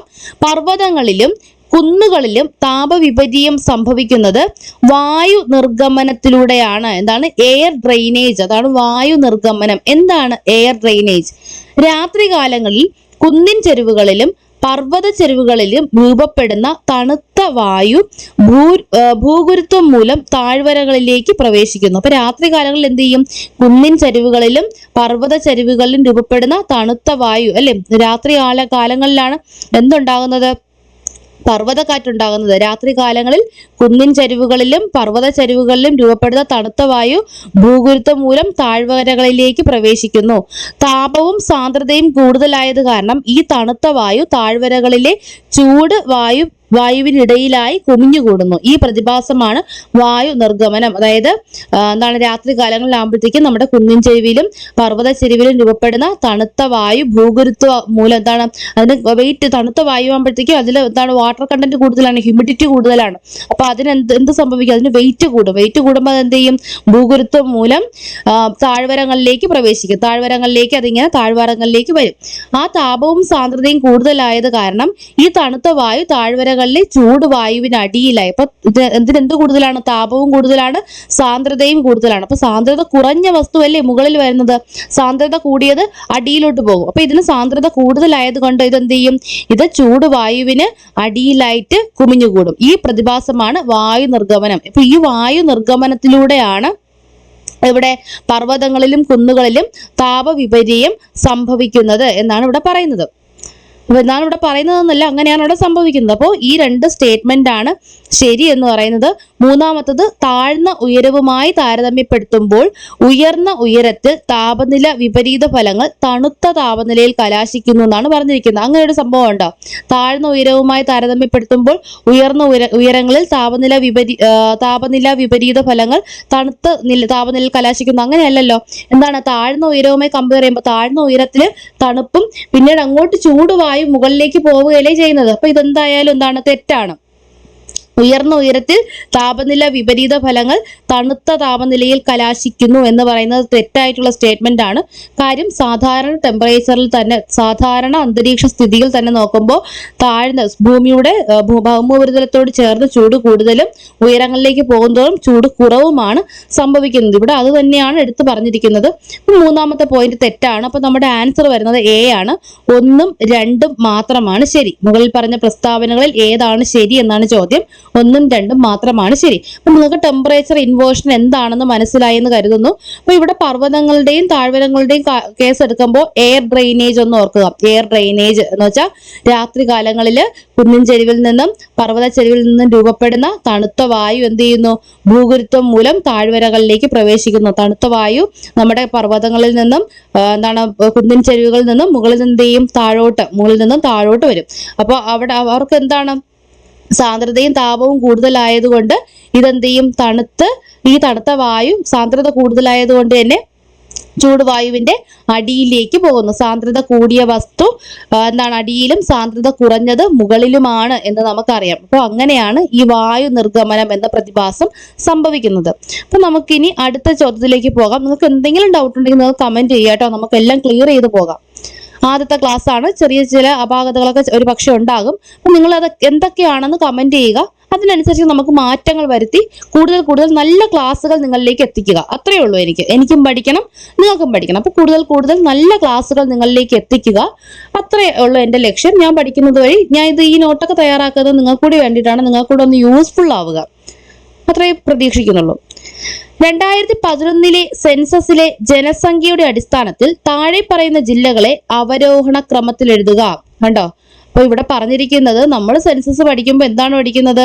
ജനസംഖ്യ കൂടിയ ജില്ല, ജനസംഖ്യ കുറഞ്ഞ ജില്ല, ജനസാന്ദ്രത കൂടിയ ജില്ല, ജനസാന്ദ്രത കുറഞ്ഞ ജില്ല, രണ്ടാമത്തെ ജില്ല കൂടി പഠിക്കും അല്ലെ? ജനസംഖ്യ ഏറ്റവും കൂടിയ രണ്ടാമത്തെ ജില്ല, ഇത്രയൊക്കെ നമ്മൾ പഠിക്കാറുള്ളൂ. പക്ഷെ ഇവിടെ എന്താണ് പറഞ്ഞിരിക്കുന്നത്? ഒരു ഡിഗ്രി ലെവൽ എക്സാം ആണ്. അപ്പൊ ഒരു ഡിഗ്രി ലെവൽ എക്സാമിന് നമ്മൾ എത്രത്തോളം ആഴത്തിൽ നമ്മൾ പഠിക്കണം എന്ന് ചൂണ്ടിക്കാണിക്കുന്ന ഒരു ചോദ്യവും കൂടിയാണിത്. 2011 സെൻസസിലെ ജനസംഖ്യയുടെ അടിസ്ഥാനത്തിൽ താഴെ പറയുന്ന ജില്ലകളെ അവരോഹണ ക്രമത്തിൽ എഴുതുക. എന്താണ് അവരോഹണ ക്രമം? അവരോഹണം എന്ന് വെച്ചാൽ വലുതിൽ നിന്നും ചെറുതിലേക്ക്. വായാണ് ആദ്യം വരുന്നത്, വലുതിൽ നിന്നും ചെറുതിലേക്ക്, അതാണ് അവരോഹണ ക്രമം. അതായത് ഏറ്റവും ജനസംഖ്യ കൂടിയ ജില്ലയിൽ നിന്നും കുറഞ്ഞതിലേക്ക് എഴുതാനാണ് പറഞ്ഞിരിക്കുന്നത്. ഇവിടെ ആൻസർ ഞാൻ മാർക്ക് ചെയ്തിട്ടുണ്ട്.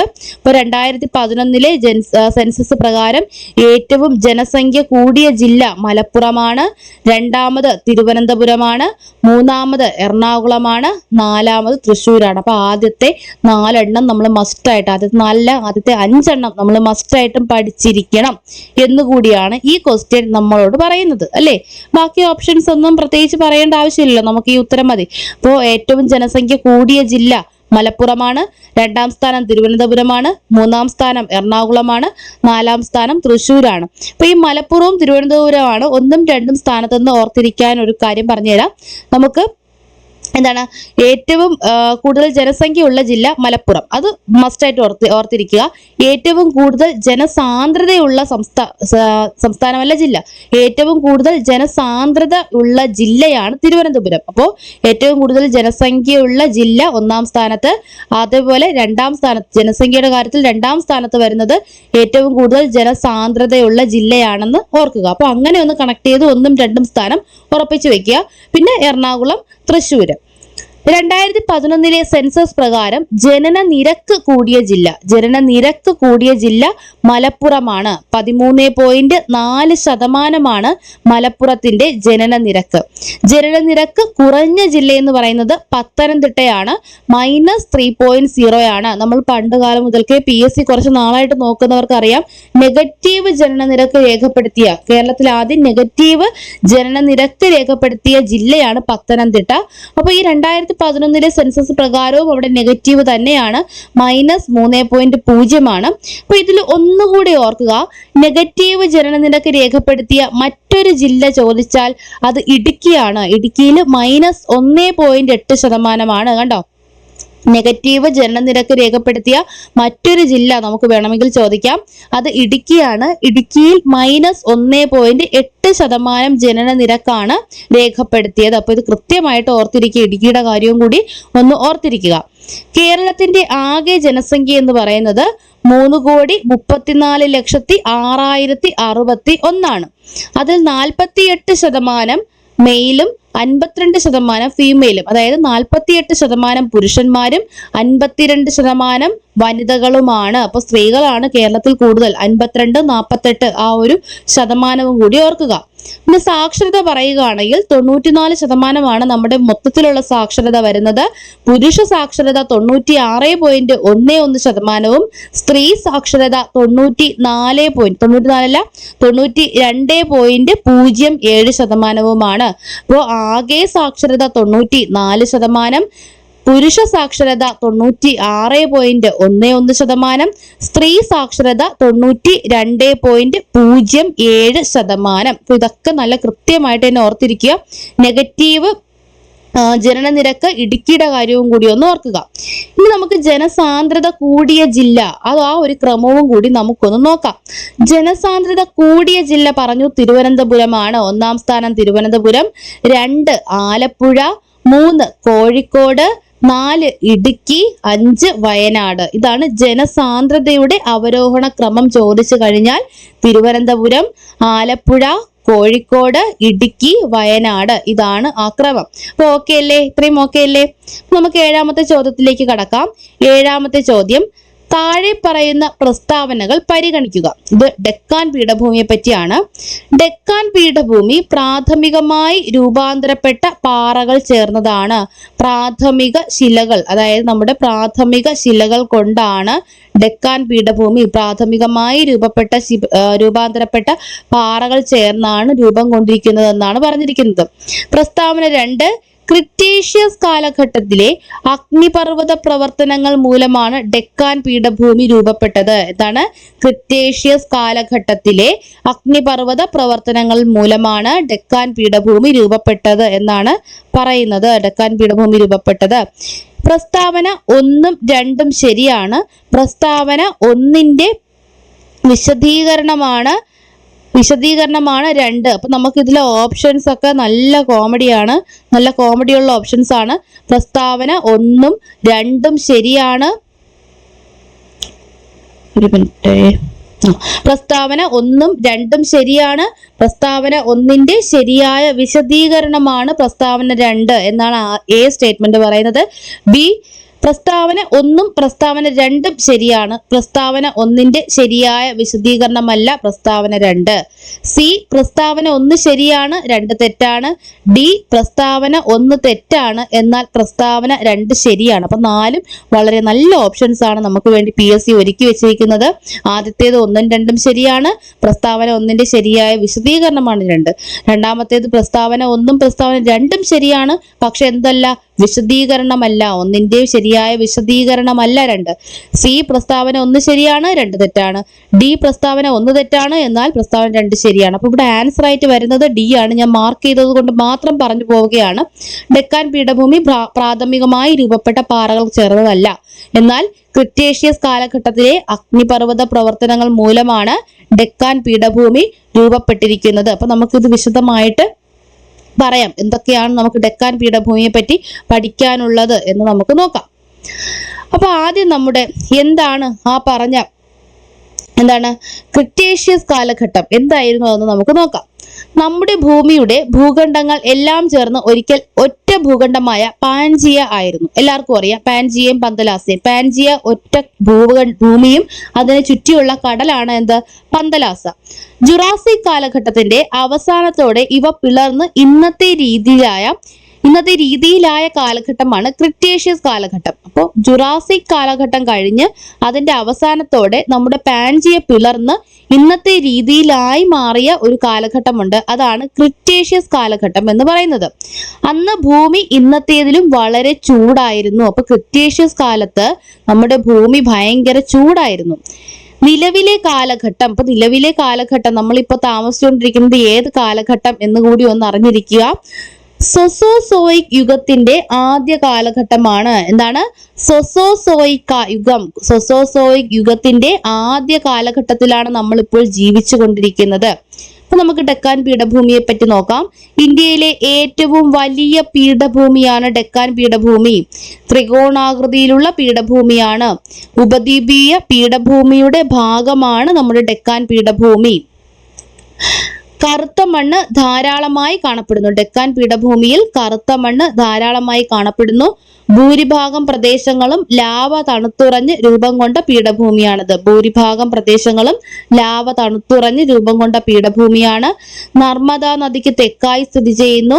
വടക്ക് സത്പുര മുതൽ തെക്ക് കന്യാകുമാരി വരെ വ്യാപിച്ചു കിടക്കുന്നു. ഒന്നുകൂടെ പറയാം. ഇന്ത്യയിലെ ഏറ്റവും വലിയ പീഠഭൂമിയാണ് നമ്മുടെ ഡെക്കാൻ പീഠഭൂമി. ത്രികോണാകൃതിയിലുള്ള പീഠഭൂമി. നമ്മൾ ത്രികോണാകൃതി എന്ന് പറയുമ്പോൾ നമ്മൾ സാധാരണ ത്രികോണം വരയ്ക്കുന്നത് ഇങ്ങനെയല്ലേ ത്രികോണം വരയ്ക്കുന്നത്. പക്ഷെ ഡെക്കാൻ പീഠഭൂമി എങ്ങനെ നടക്കുന്നത്? തിരിച്ചല്ലേ. അതായത് തലതിരിഞ്ഞ ഒരു ത്രികോണാകൃതിയാണ്. അപ്പൊ നമുക്ക് വേണമെങ്കിൽ പരീക്ഷയ്ക്ക് ചോദിക്കാം, ത്രികോണാകൃതി തന്നിട്ട് തിരിഞ്ഞ്, അതായത് ഇൻവേർഷൻ ആണെന്ന് കൂടി ചോദിക്കാം. അപ്പൊ നമ്മൾ ഓപ്ഷൻ നോക്കി മാത്രമേ ഓരോ ആൻസറും കറുപ്പിക്കാവൂ. അതിനുള്ള ക്ഷമ നിങ്ങൾ തീർച്ചയായും കാണിക്കണം. എത്ര ഈസി ചോദ്യമായാലും 4 ഓപ്ഷനിലൂടെയും നമ്മുടെ കണ്ണും മനസ്സും കടന്നു പോകണം. എന്നിട്ട് മാത്രമേ അത് ബബിൾ ചെയ്യാനായിട്ട് നമ്മുടെ പേനകൾ ചലിപ്പിക്കാവൂ. പല PSC ഇടുന്നുണ്ട് കേട്ടോ. അപ്പൊ ത്രികോണാകൃതിയിലുള്ള പീഠഭൂമിയാണ്, ഉപദ്വീപീയ പീഠഭൂമിയുടെ ഭാഗമാണ് അല്ലെ, നമുക്കറിയാം ഉപദ്വീപീയ പീഠഭൂമിയുടെ ഭാഗമാണ്. കറുത്ത മണ്ണ് ധാരാളമായി കാണപ്പെടുന്നു. ഡെക്കാൻ ട്രാപ്പ് മേഖല, അതൊക്കെ കറുത്ത മണ്ണ് ധാരാളമായി കാണപ്പെടുന്ന മേഖലയാണ്. ഭൂരിഭാഗം പ്രദേശങ്ങളും ലാവ തണുത്തുറഞ്ഞ് രൂപം കൊണ്ട പീഠഭൂമിയാണ്. അപ്പൊ ഭൂരിഭാഗം പ്രദേശങ്ങളും, അതാണ് ഇവിടെ പറയുന്നത്. ക്രിട്ടേഷ്യസ് കാലഘട്ടം, അന്നുണ്ടായ ഒരു അഗ്നിപർവ്വത സ്ഫോടനം, ഭൂമിയിലെ കരഭാഗത്തുണ്ടായ ലോകത്തിലെ തന്നെ ഏറ്റവും വലിയ രണ്ടാമത്തെ അഗ്നിപർവ്വത സ്ഫോടനം എന്ന് കരുതപ്പെടുന്നത് നമ്മുടെ ഈ ക്രിട്ടേഷ്യസ് കാലഘട്ടത്തിൽ നമ്മുടെ ഡെക്കാൻ പീഠഭൂമി രൂപം കൊള്ളാൻ കാരണമായ ആ സ്ഫോടനം എന്നാണ് പറയുന്നത്. അപ്പൊ ഭൂരിഭാഗം പ്രദേശങ്ങളും അതിലുണ്ടായ ആ അഗ്നിപർവ്വത സ്ഫോടനത്തിലുണ്ടായ ലാവ തണുത്തുറഞ്ഞാണ് രൂപം കൊണ്ടിരിക്കുന്നത്. നർമ്മദാ നദിക്ക് തെക്കായിട്ടാണ്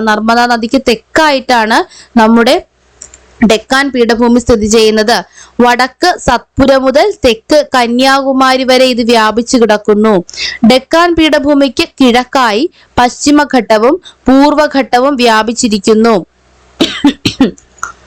വടക്ക് സത്പുര തൊട്ട് കന്യാകുമാരി വരെ, ഇത് ഞാൻ അവിടെ എഴുതിയപ്പോ ഇങ്ങോട്ട് വന്നതാണ് കേട്ടോ.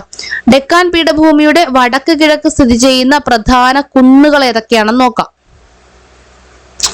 മൈക്കല നിരകൾ, മഹാദേവ് കുന്നുകൾ, കൈമൂർ കുന്നുകൾ. ഏതൊക്കെയാണ്? മൈക്കല നിരകൾ, മഹാദേവ് നിരകൾ, കൈമൂർ കുന്നുകളാണ് ഡെക്കാൻ പീഠഭൂമിയുടെ എവിടെയായി കാണപ്പെടുന്നത്? വടക്ക് കിഴക്ക് സ്ഥിതി ചെയ്യുന്ന പ്രധാനപ്പെട്ട കുന്നുകളാണ് മൈക്കല നിരകൾ, മഹാദേവ് കുന്നുകൾ, കൈമൂർ കുന്നുകൾ.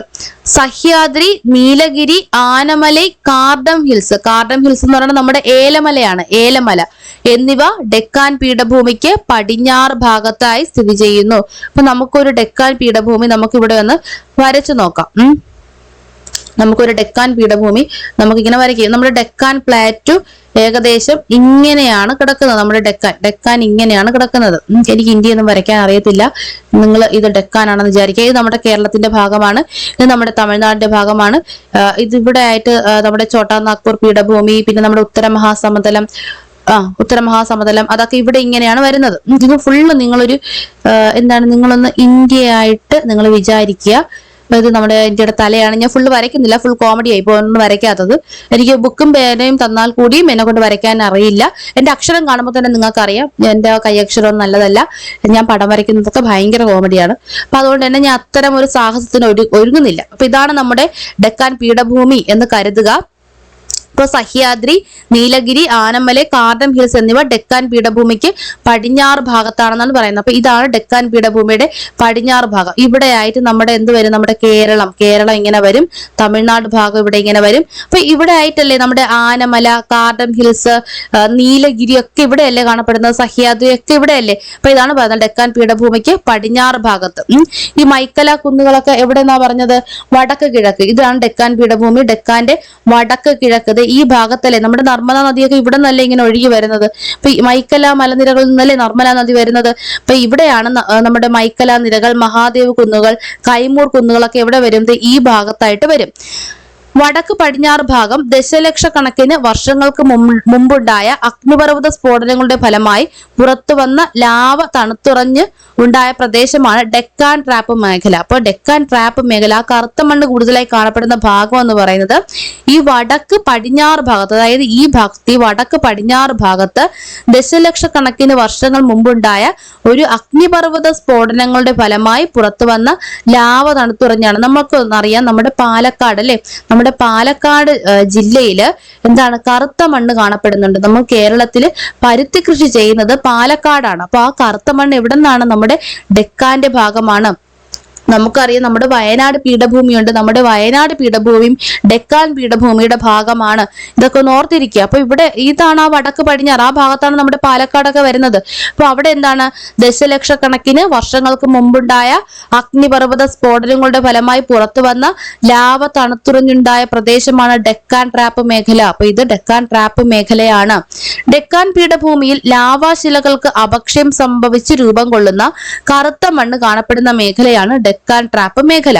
ഡെക്കാൻ ട്രാപ്പ് മേഖല ആഗ്നേയ ശിലകളാൽ നിർമ്മിതമാണ്. അപ്പൊ നമ്മുടെ ഡെക്കാൻ പീഠഭൂമി എന്താൽ നിർമ്മിതമാണ്? ആഗ്നേയ ശിലകളാൽ നിർമ്മിതമാണ്. എന്താണ്?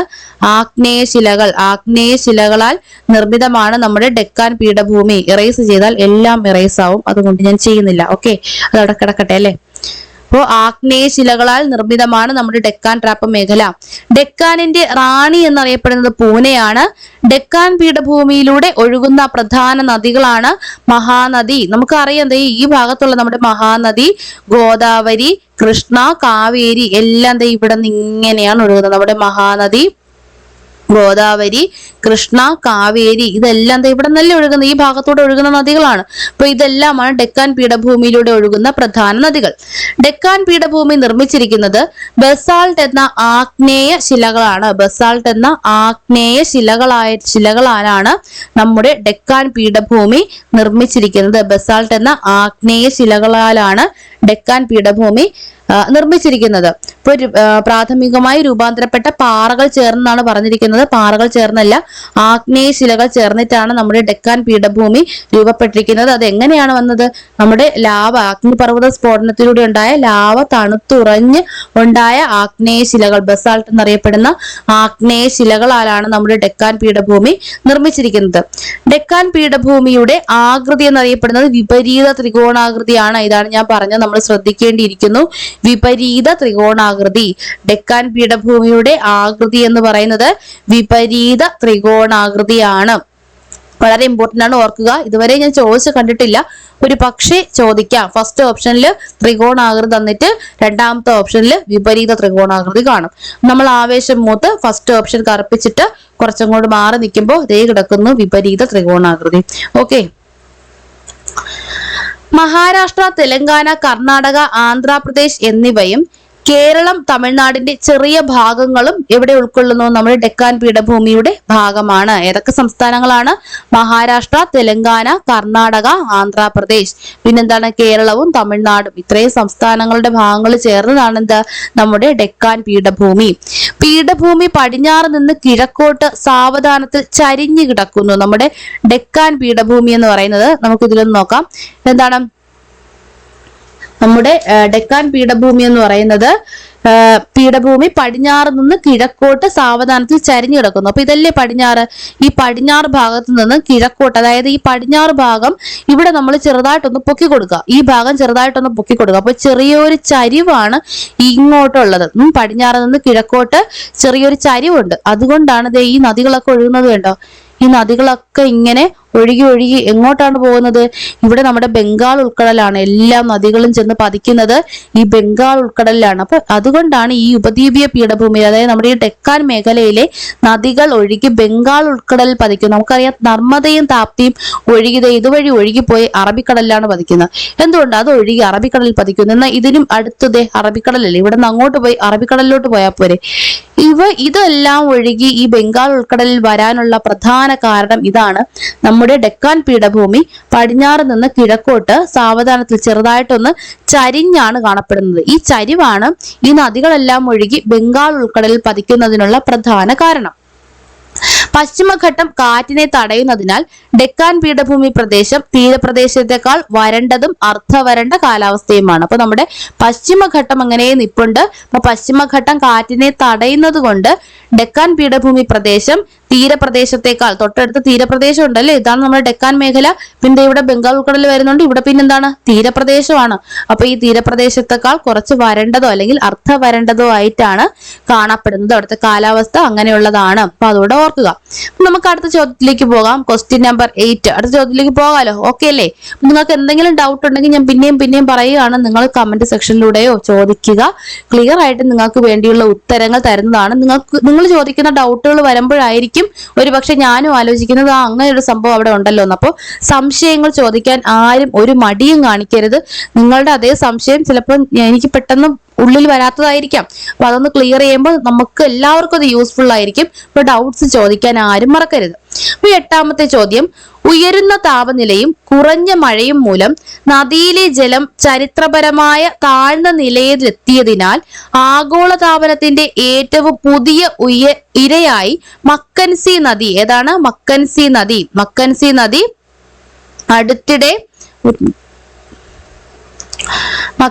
നദി അടുത്തിടെ ലോകമെമ്പാടും താല്പര്യം ജനിപ്പിച്ചു. മക്കൻസി നദി സ്ഥിതി ചെയ്യുന്ന രാജ്യം തിരിച്ചറിയുക. മക്കൻസി നദി സ്ഥിതി ചെയ്യുന്ന രാജ്യം. നമുക്ക് ഈ മക്കൻസി കാണുമ്പോൾ ആദ്യത്തെ ഓപ്ഷൻ നോക്കൂ, USA. നമുക്കറിയാം മൗണ്ട് മക്കൻസി അല്ലെങ്കിൽ മൗണ്ട് മക്കൻലി സ്ഥിതി ചെയ്യുന്നത് വടക്കേ അമേരിക്കയിലാണ്. വടക്കേ അമേരിക്കൻ ഭൂഖണ്ഡത്തിലെ ഏറ്റവും ഉയരം കൂടിയ കൊടുമുടിയാണ് മൗണ്ട് മക്കൻലി അല്ലെങ്കിൽ മൗണ്ട് മക്കൻസി. അപ്പൊ അതിനു വേണ്ടിയിട്ട് തന്നെയാണ് നമ്മുടെ PSC ആദ്യത്തെ ഓപ്ഷൻ A USA. അപ്പൊ നമുക്ക് വെപ്രാളം കൂടും, ഭയങ്കര ഒരു പരവേശമൊക്കെ ഉണ്ടാകും, നമ്മുടെ പേന ചലിക്കുന്നു, ഓപ്ഷൻ A കാണുന്നു, ബബിൾ ചെയ്യുന്നു, തെറ്റുന്നു. അതാണ് അവിടെ സംഭവിക്കുന്നത്. അപ്പൊ നമ്മൾ എന്ത് ചെയ്യുക, സാവധാനത്തിലിരുന്ന് ഓപ്ഷൻസ് വായിക്കുക. USA, Mexico, Dominican republic, Canada. ഇതാണ് ആ 4 ഓപ്ഷൻ. എന്നിട്ട് നോക്കുക എന്താണ് മക്കൻസി നദിയെ പറ്റിയാണ് പറയുന്നത്. നമ്മുടെ മൗണ്ട് മക്കൻസിയിൽ കൂടെ ഒഴുകിയാലും അതെന്താണ് വടക്കേ അമേരിക്കൻ ഭൂഖണ്ഡം മൊത്തത്തിലാണ് വരുന്നത്. വടക്കേ അമേരിക്കയിലെ ഏതെങ്കിലും ഒരു രാജ്യത്തിലൂടെ ആയിരിക്കും ആ നദി ഒഴുകുന്നത്. അത് ഏതാണെന്നാണ് ഇവിടുത്തെ ചോദ്യം. ഇവിടുത്തെ ആൻസർ ആയിട്ട് വന്നിരിക്കുന്നത് കാനഡയിലാണ് ഈ മക്കൻസി നദി കാണപ്പെടുന്നത്. വടക്കേ അമേരിക്കയിലെ ഏറ്റവും ഉയരം കൂടിയ കൊടുമുടിയാണ് മൗണ്ട് മക്കൻലി അല്ലെങ്കിൽ മൗണ്ട് മക്കൻസി. കാനഡയുടെ 2ാമത്തെ പ്രസിഡന്റ് സർ അലക്സാണ്ടർ മക്കൻസിയുടെ പേരിലാണ് ഇത് അറിയപ്പെടുന്നത്. ആരാണ്? സർ അലക്സാണ്ടർ മക്കൻസിയുടെ പേരിലാണ് ഇത് അറിയപ്പെടുന്നത്. അപ്പൊ അങ്ങനെയെങ്കിൽ നമുക്കൊന്ന് ഉയരം കൂടിയ കൊടുമുടികൾ ഏതൊക്കെയാണ് എന്നൊന്ന് അറിഞ്ഞു പോകാം. വടക്കേ അമേരിക്കയിലെ ഏറ്റവും ഉയരം കൂടിയ കൊടുമുടി മൗണ്ട് മക്കൻലി. തെക്കേ അമേരിക്ക അക്വാൻകാഗോ. ഏഷ്യ ഒബ്വിയസ്ലി എല്ലാവർക്കും അറിയാം എവറസ്റ്റ് ആണ്, Mount Everest. Europe Mount Elbrus. യൂറോപ്പിലുള്ള എല്ലാവരുടെയും എല്ലാം നമുക്ക് ഊരണം. ഓക്കെ, അപ്പൊ നമ്മുടെ കേരളത്തിൽ നിന്ന് എല്ലാവരും യൂറോപ്പിലോട്ട് പോയിട്ടുണ്ട്. അവിടെയുള്ള എല്ലാവരുടെയും എല്ലാം നമുക്ക് ഊരണം. Europe Mount Elbrus. എന്താണ് മൗണ്ട് എൽബ്രൂസ്? ഞാൻ പഠിച്ചു വെച്ചിരിക്കുന്നത് വടക്കേ അമേരിക്കയിലുള്ള എല്ലാവരും മക്കന്മാരെന്നാണ് പഠിച്ചിരിക്കുന്നത്. മക്കന്മാര് വടക്കേ അമേരിക്ക എല്ലാം മക്കന്മാരാണുള്ളത്. യൂറോപ്പിലുള്ളവരുടെ എല്ലൂരണം എന്ന് തന്നെയാണ് പഠിച്ചു വെച്ചിരിക്കുന്നത്. ആഫ്രിക്ക നമുക്ക് തെറ്റില്ല, കിളിമഞ്ചാരോ. നമ്മുടെ രജനീകാന്ത് എന്തിരൻ സിനിമയിൽ നമുക്ക് വേണ്ടി കിളിമഞ്ചാരോ പാട്ട് തന്നെ എഴുതിയിട്ടുണ്ട്. അപ്പൊ ആ കിളിമഞ്ചാരോ ആഫ്രിക്കയിലെ ഏറ്റവും ഉയരം കൂടിയ കൊടുമുടിയാണ്. Australia Mount Kosciuszko. വെച്ച് പിടിക്കുക. Australia Mount Kosciuszko. Antarctica Mount Vinson. ഏതാണ് അന്റാർട്ടിക്ക? മൗണ്ട് വിൻസൺ. ഇനി നമുക്കൊന്ന് വലുതിൽ നിന്നും ചെറുതിലേക്ക് പോകാം. ഈ ഭൂഖണ്ഡങ്ങളെ നമുക്കൊന്ന് വലുതിൽ നിന്നും ചെറുതിലേക്ക് എഴുതിയാൽ ഏറ്റവും വലിയ ഭൂഖണ്ഡം ഏഷ്യയാണ്. ഏറ്റവും വലിയ വൻകര, ഏറ്റവും വലിയ കോണ്ടിനെന്റ് ഏതാണ്? ഏഷ്യയാണ്. Second largest Africa. Third largest വടക്കേ അമേരിക്ക കഴിഞ്ഞാൽ തെക്കേ അമേരിക്ക. Antarctica, Europe. ഇവിടെയാണ് നമുക്കൊരു ഡൗട്ട് വരുന്നത്. അന്റാർട്ടിക്കയാണോ യൂറോപ്പാണോ? അന്റാർട്ടിക്കയിൽ പോയിട്ട് നമുക്ക് യൂറോപ്പിലോട്ട് പോകാം. ഓക്കെ, അന്റാർട്ടിക്ക കഴിഞ്ഞിട്ടാണ് യൂറോപ്പ് വരുന്നത് എന്ന് കൃത്യമായിട്ട് ഓർത്തിരിക്കുക. അന്റാർട്ടിക്ക കഴിഞ്ഞിട്ടാണ് വലിപ്പത്തിൽ യൂറോപ്പ് വരുന്നത്. ഏറ്റവും ചെറിയ കോണ്ടിനെന്റ് ഓസ്ട്രേലിയയാണ്. അപ്പോൾ ഏറ്റവും ചെറിയ 2ാമത്തെ ഭൂഖണ്ഡമാണ് യൂറോപ്പ് എന്ന് കൃത്യമായിട്ടും പഠിച്ചിരിക്കുക. അപ്പൊ ആ പഠിക്കുമ്പോൾ നമ്മൾ ആ വൻകരകൾ പറയുമ്പോൾ തന്നെ ഈ ഒരു ക്രമത്തിന് തന്നെ പറഞ്ഞു പഠിക്കുക. ഏഷ്യ, ആഫ്രിക്ക, വടക്കേ അമേരിക്ക, തെക്കേ അമേരിക്ക, അന്റാർട്ടിക്ക, യൂറോപ്പ്, ഓസ്ട്രേലിയ. അപ്പൊ അവിടെ തന്നെ ആ കൺഫ്യൂഷൻ അങ്ങ് തീരണം. ഇനി നമുക്ക് വൻകരകൾ പറഞ്ഞ സ്ഥിതിക്ക് നമുക്ക് നമ്മുടെ പഞ്ചമഹാസമുദ്രങ്ങൾ കൂടെ ഒന്ന് അറിഞ്ഞു പോകാം. ഏറ്റവും വലിയ സമുദ്രം നമ്മുടെ പസഫിക് ആണ് ഏറ്റവും വലുത്. 2ാമത്തേത് അറ്റ്ലാന്റിക് ആണ്. 3ാമത്തേത് ഇന്ത്യൻ മഹാസമുദ്രം. 4ാമത്തേത് അന്റാർട്ടിക് സമുദ്രം. 5ാമത്തേത് ആർട്ടിക് സമുദ്രം. പസഫിക് സമുദ്രം, അറ്റ്ലാന്റിക് സമുദ്രം, ഇന്ത്യൻ മഹാസമുദ്രം, അന്റാർട്ടിക് സമുദ്രം, ആർട്ടിക് സമുദ്രം. അപ്പൊ ഇത്രയും നിങ്ങൾക്ക് ഓക്കെ ആണ് എന്ന് ഞാൻ വിശ്വസിക്കുന്നു. വിശ്വാസത്തോടു കൂടി തന്നെ നമ്മൾ 10ാമത്തെ GK ക്വസ്റ്റ്യനിലേക്ക് പോവുകയാണ്. ഇത് നമുക്ക് എക്കണോമിക്സിൽ നിന്നുള്ള ക്വസ്റ്റ്യൻ ആണ്. GSTയുമായി ബന്ധപ്പെട്ട് ഡയറക്റ്റ് ചോദ്യമാണ്. താഴെ പറയുന്നതിൽ ഏത് പരോക്ഷ നികുതിയാണ് GSTയിൽ ഉൾപ്പെടുത്താത്തത്? കസ്റ്റംസ് ഡ്യൂട്ടി, എക്സൈസ് ഡ്യൂട്ടി, മൂല്യവർദ്ധിത നികുതി, ലക്ഷറി ടാക്സ്. അപ്പൊ ഇത്രയുമാണ് ക്വസ്റ്റ്യനിൽ കൊടുത്തിരിക്കുന്നത്. ഡയറക്റ്റ് ചോദ്യമാണ്. GSTയെ പറ്റി പഠിച്ച ഏതൊരാൾക്കും ഇതിന്റെ ആൻസർ ചെയ്യാനാകും. ഇതിന്റെ ആൻസർ കസ്റ്റംസ് ഡ്യൂട്ടി ആണ്. എ ആണ്. കസ്റ്റംസ് ഡ്യൂട്ടി GSTയിൽ ഉൾപ്പെടുത്തിയിട്ടില്ല. അപ്പൊ നമുക്ക് GSTയിൽ ഉൾപ്പെടുത്തിയിട്ടുള്ളതും ഉൾപ്പെടുത്താത്തതും ഏതാണെന്ന് നോക്കാം. GSTയെ പറ്റി നമുക്ക് ഇനി വരുന്ന ക്വസ്റ്റ്യൻസ് ഒക്കെ ഉണ്ട്, അതിൽ നമുക്ക് കൂടുതൽ പഠിക്കാം. അപ്പൊ ഇതിൽ ചെറുതായിട്ട് GSTയുടെ കണ്ടന്റ് മാത്രം, GSTയിൽ ഉൾപ്പെടുത്തിയിട്ടുള്ളത് ഏത്, ഉൾപ്പെടുത്താത്തത് ഏത് എന്ന് മാത്രം ഒന്ന് പറഞ്ഞു പോവാം. GST നിലവിൽ വന്നത് 2017 ജൂലൈ 1-നാണ്. 2017 ജൂലൈ 1-നാണ് GST നിലവിൽ വന്നത്. GSTയിൽ ലയിപ്പിക്കപ്പെട്ട പ്രധാന നികുതികളാണ് കേന്ദ്ര എക്സൈസ് ഡ്യൂട്ടി, സേവന നികുതി, കേന്ദ്ര വിൽപ്പന നികുതി, സംസ്ഥാന മൂല്യവർദ്ധിത നികുതി, ആഡംബര നികുതി, പരസ്യ നികുതി, പ്രവേശന നികുതി, വിനോദ നികുതി. ഇത്രയുമാണ് GSTയിൽ ലയിപ്പിക്കപ്പെട്ടത്. കേന്ദ്ര എക്സൈസ് ഡ്യൂട്ടി, സേവന നികുതി, കേന്ദ്ര വിൽപ്പന നികുതി, സംസ്ഥാന മൂല്യവർദ്ധിത നികുതി, ആഡംബര നികുതി, പരസ്യ നികുതി, പ്രവേശന നികുതി, വിനോദ നികുതി. ഇനി GSTയിൽ നിന്നും ഒഴിവാക്കപ്പെട്ടവ. മനുഷ്യ ഉപയോഗത്തിനുള്ള മദ്യം വളരെ അത്യാവശ്യമാണ് അല്ലെ. മനുഷ്യ ഉപയോഗത്തിനുള്ള മദ്യം GSTയിൽ നിന്നും ഒഴിവാക്കിയിട്ടുണ്ട്. ക്രൂഡ് ഓയിൽ, ഡീസൽ, പെട്രോൾ, പ്രകൃതിവാതകം, ഏവിയേഷൻ ടർബൈൻ ഫ്യൂവൽ. എന്താണ് നമ്മൾ എന്നും അടിക്കുന്ന നമ്മുടെ ഡീസലും പെട്രോളും ഒന്നും GSTയിൽ വന്നിട്ടില്ല. വളരെ നല്ല കാര്യം. അല്ലേ തന്നെ നല്ല വിലയാണ്. ഇനി GSTയിൽ ഉൾപ്പെടുത്തി കൂട്ടാത്തത് വളരെ നല്ല കാര്യം. പിന്നെന്താണ്? തദ്ദേശ സ്വയംഭരണ സ്ഥാപനങ്ങൾ ചുമത്തുന്ന വിനോദ നികുതി.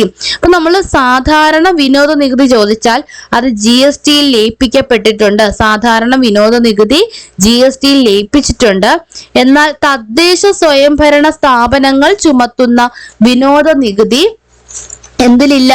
നമ്മുടെ GSTയിൽ ഉൾപ്പെടുത്തിയിട്ടില്ല എന്ന കാര്യം ഓർക്കുക. അപ്പൊ ഇത്രയുമാണ് GSTയിൽ ഉള്ളതും GST ഇല്ലാത്തതുമായി പറയാനുള്ളത്.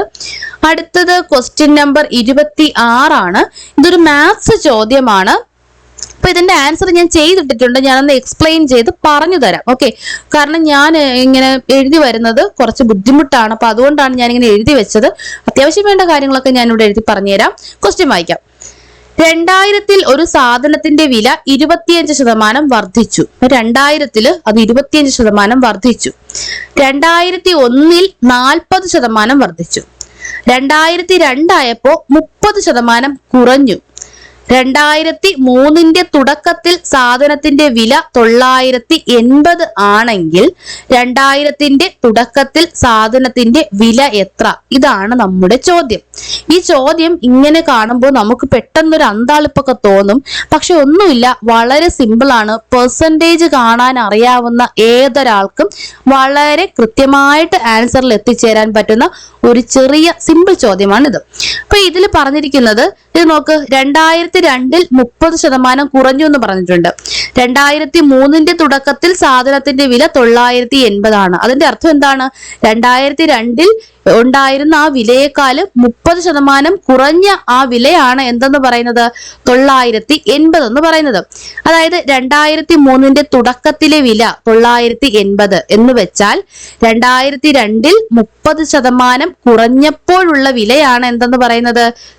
980 എന്ന് പറയുന്നത്. അങ്ങനെയെങ്കിൽ 2002 വില എക്സ് ആയാൽ 2002 വില നമ്മൾ ബാക്കി ഒന്നും കൺസിഡർ ചെയ്യരുത്.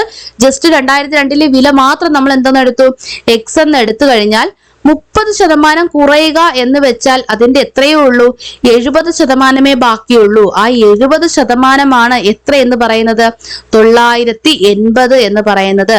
എക്സിന്റെ 70% 980. എക്സിന്റെ 70% 980 ആണെങ്കിൽ എക്സ് എന്ന് പറയുന്നത് 980 ഗുണം 100 ഭാഗം 70 ആണ് അല്ലെ. 980 ഇവിടെ കിടപ്പുണ്ട്. ഈ അടിയിലുള്ള 100 മുകളിൽ പോയി, മുകളിലുള്ള 70 അടിയിൽ വന്നു. 980 ഇൻറ്റു 100 ഭാഗം 70 1400 എന്നാണ് നമുക്ക് കിട്ടുന്നത്. അതെപ്പോഴാണ്? 2002 വില എന്ന് പറയുന്നത് 1400 രൂപയാണ്. 2002 1400. ഈ 1400 എത്തുന്നത് ഈ 2001 നിന്നാണ് ഈ 2002 എത്തുന്നത്. 2001 40% വർദ്ധിച്ച തുകയാണ് എന്തെന്ന് പറയുന്നത്?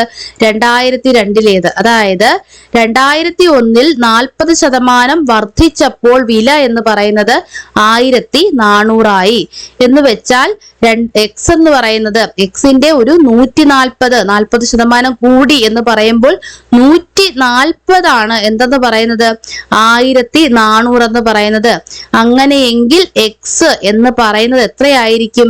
1000 ആയിരിക്കും. 40% വർദ്ധിച്ചു. 40% വർദ്ധിച്ചപ്പോഴാണ് 1400. 140% 1400 എന്ന് പറയുന്നത്. അങ്ങനെയെങ്കിൽ എക്സ് എന്ന് പറയുന്നത് എക്സ് 100 ഉള്ളൂ, ഇത് 140 ആണ്. അങ്ങനെയെങ്കിൽ 100 എന്ന് പറയുന്നത് എത്രയായിരിക്കും? 1000 രൂപയായിരിക്കും. ഇതെപ്പോഴാണ്? 2001 2001 എത്രയായി? 1000 ആയി. അങ്ങനെയെങ്കിൽ 2000 ആ സാധനത്തിന്റെ വില 2000 ആ സാധനത്തിന്റെ വിലയാണ് നമുക്ക് വേണ്ടത്. 2000 എത്രയാണ്? 25% വർദ്ധിച്ചു. അപ്പൊ 25% വർദ്ധിച്ചപ്പോഴാണ് ആ വില എന്തെന്ന് പറയുന്നത്? 1000 എന്ന് പറയുന്നത്. 25% വർദ്ധിച്ച തുകയാണ് 2001 എടുത്തേക്കുന്നത്. ആ വിലയാണ് 1000. അതിന്റെ 40% വർദ്ധിച്ചാണ് അത് എത്രയാകുന്നത്? 1400 ആകുന്നത്. അതിൽ പിന്നെന്താണ്? 30% ഒരു കുറവ് വന്നാണ് 980 ആകുന്നത്. അപ്പൊ ഇവിടെ 25% വർദ്ധിച്ചപ്പോഴുള്ള വിലയാണ് 1000 രൂപ എന്ന് പറയുന്നത്. അങ്ങനെയെങ്കിൽ എക്സിന്റെ എത്ര ശതമാനം? 125% ഈ 1000 എന്ന് പറയുന്നത്. അങ്ങനെയെങ്കിൽ എക്സ് എന്ന് പറയുന്നത് 1000 ഗുണം 100/125, അതായത് 100% എന്ന് പറയുന്നത് എത്രയാണ്? 800 ആണ്. അതായത് 2000 തുടക്കത്തിൽ ഒരു വർധനയും ഇല്ലാതെ 2000 തുടക്കത്തിൽ ആ സാധനത്തിന്റെ വില എന്ന് പറയുന്നത് 800 ആണ്. നിങ്ങൾ ഇത് എന്ത് ചെയ്യണമെന്ന് വെച്ചാൽ നോട്ട്ബുക്ക് എടുക്കുക, ഈ ക്വസ്റ്റ്യൻ ഒന്ന് എഴുതുക, ഒന്ന് മനസ്സിരുത്തി തിരിച്ച് ചെയ്തു നോക്കുക. ഇത് വളരെ സിമ്പിൾ ആണ്. നമുക്ക് നമ്മൾ ഈ ശതമാന കണക്ക് അറിയാവുന്ന ഏതൊരാൾക്കും സിമ്പിൾ ആയിട്ട് ചെയ്യാൻ പറ്റും. ഞാൻ പറഞ്ഞു നിങ്ങളെ കോംപ്ലിക്കേറ്റഡ് ആക്കിയോ എന്ന് എനിക്ക് അറിയില്ല. ഇത് വളരെ സിമ്പിൾ ആണ്. നിങ്ങൾ ജസ്റ്റ് ഇതൊന്ന് വായിച്ചു നോക്കിയാലും മതി, നിങ്ങൾക്ക് കറക്റ്റ് ആയിട്ട് മനസ്സിലാകും. ഇപ്പൊ എഴുതി പറയാത്തത് കൊണ്ട് അതിന്റെ ഒരു വിമിഷ്ടം എനിക്കുണ്ട്. അടുത്ത ക്ലാസ്സിൽ നമുക്കത് പക്കയാക്കാം. ഓക്കെ, അടുത്തത് ക്വസ്റ്റ്യൻ നമ്പർ 27. ഇതും വളരെ സിമ്പിൾ ആയിട്ടുള്ള ഒരു ചോദ്യമാണ്. ഇതും കാണുമ്പോൾ നമുക്ക് വല്ലാത്തൊരു വിഷമം തോന്നും. ഒന്നാമത് നമ്മൾ ആ എക്സാം ചൂടില് ഇരിക്കുകയാണ്, അപ്പൊ നമുക്ക് പെട്ടെന്നൊരു വെപ്രാളമൊക്കെ തോന്നും. അപ്പൊ മാത്സ് നിങ്ങൾ കുറച്ചൊന്ന് കൂളായിട്ടിരിക്കുക. നിങ്ങൾ വേണമെങ്കിൽ ഒരു തണുത്ത വെള്ളമൊക്കെ കൊണ്ട് കയറിക്കോ, മാത്സ് ചെയ്യുമ്പോഴത്തേക്ക് ഒന്ന് കുടിച്ചിട്ട് ചെയ്യാം. ഒന്ന് കൂളായിട്ട് അതൊന്ന് സമാധാനമായിട്ട് വായിച്ചു നോക്കുക. ഓക്കെ, നമുക്ക് ഡിഗ്രി പ്രിലിംസിന് മാത്സ് കിട്ടുക എന്ന് വെച്ചാൽ ഭയങ്കര ഭാഗ്യമായിട്ടുള്ള ഒരു കാര്യമാണ്. ഇത് കാണുമ്പോൾ നമുക്ക് ഭയങ്കര ടഫായിട്ട് തോന്നും. ഇതെന്തൊരു ചോദ്യം ഇട്ടേക്കുന്നതെന്ന് തോന്നും, പക്ഷെ വളരെ നല്ല എളുപ്പമുള്ള ചോദ്യമാണ് കേട്ടോ ഇതൊക്കെ. മിസ്റ്റർ എക്സും മിസ്റ്റർ വൈയും പ്രതിവർഷം യഥാക്രമം 2.5 ലക്ഷം രൂപയും 5 ലക്ഷം രൂപയും നിക്ഷേപിച്ച് ഒരു ബിസിനസ് ആരംഭിച്ചു. അപ്പൊ മിസ്റ്റർ എക്സ് 2.5 ലക്ഷം രൂപയും മിസ്റ്റർ വൈ 5 ലക്ഷം രൂപയും ഇട്ടു. ഒരു വർഷത്തിന് ശേഷം, അപ്പൊ ഒരു വർഷം വരെയും മിസ്റ്റർ എക്സിന് 2.5 ലക്ഷം രൂപയും മിസ്റ്റർ വൈക്ക് 5 ലക്ഷം രൂപയുമായിരുന്നു ഷെയർ. ഈ ഒരു വർഷം കഴിഞ്ഞപ്പോഴത്തേക്കും മിസ്റ്റർ എക്സ് 2.5 ലക്ഷം രൂപ കൂടി ബിസിനസ്സിൽ നിക്ഷേപിച്ചു. 2.5 ലക്ഷം രൂപ കൂടി നിക്ഷേപിച്ചു. അതേസമയം മിസ്റ്റർ വൈ എന്ത് ചെയ്തു? ബിസിനസ്സിൽ നിന്ന് 1 ലക്ഷം രൂപ പിൻവലിച്ചു. അപ്പൊ മിസ്റ്റർ വൈക്ക് 5 ലക്ഷം രൂപ ഉണ്ടായിരുന്നു, അവരെന്ത് ചെയ്തു? 1 ലക്ഷം രൂപ അങ്ങ് പിൻവലിച്ചു. 2 വർഷം കഴിയുമ്പോൾ മൊത്തം ലാഭം 6,60,000 രൂപയാണെങ്കിൽ ഓരോരുത്തർക്കും ലാഭം എത്ര? ഇത് സിമ്പിൾ ആയിട്ടൊന്ന് പറഞ്ഞാൽ ഈ ഓപ്ഷൻസ് നോക്കി നമുക്ക് ഇതിന്റെ ആൻസർ കണ്ടെത്താൻ പറ്റും. അപ്പൊ നമുക്ക് ആദ്യം ഓപ്ഷൻ ഒന്ന് നോക്കാം. ഓപ്ഷൻ എ 3 ലക്ഷം രൂപ വീതം. ഇതെന്തായാലും അല്ല, അല്ലേ? 3 ലക്ഷം രൂപ വീതം എന്തായാലും അല്ല. കാര്യം എന്താണ്? മൊത്തത്തില് 6,60,000 രൂപയുണ്ട്. 3 ലക്ഷം രൂപ വീതം എടുത്തു കഴിഞ്ഞാൽ മൊത്തം 6 ലക്ഷം രൂപയുള്ളൂ. 60,000 രൂപ ആർക്കും കൊടുത്തു. അപ്പൊ എന്തായാലും ഓപ്ഷൻ എ അല്ല. ഓപ്ഷൻ ബി 3,60,000 രൂപ വീതം. 3,60,000 രൂപ വീതം എക്സും വൈയും എടുക്കുകയാണെങ്കിൽ ഉറപ്പായിട്ടും മൊത്തത്തില് 7,20,000 രൂപ ഉണ്ടാവണം. അത്രയും ഉണ്ടോ? ഇല്ല, 6,60,000 ഉള്ളൂ. അപ്പൊ എന്തായാലും ഓപ്ഷൻ ബിയും അല്ല. നമുക്ക് ഉറപ്പിക്കാം ഓപ്ഷൻ ബിയും അല്ല. ഇനി ഓപ്ഷൻ സി നോക്കിയാൽ മിസ്റ്റർ എക്സിന് 3 ലക്ഷം രൂപയും വൈക്ക് 3,60,000 രൂപയും. എന്താണ്? മിസ്റ്റർ എക്സിന് 3 ലക്ഷം രൂപയും മിസ്റ്റർ വൈക്ക് 3,60,000 രൂപയും.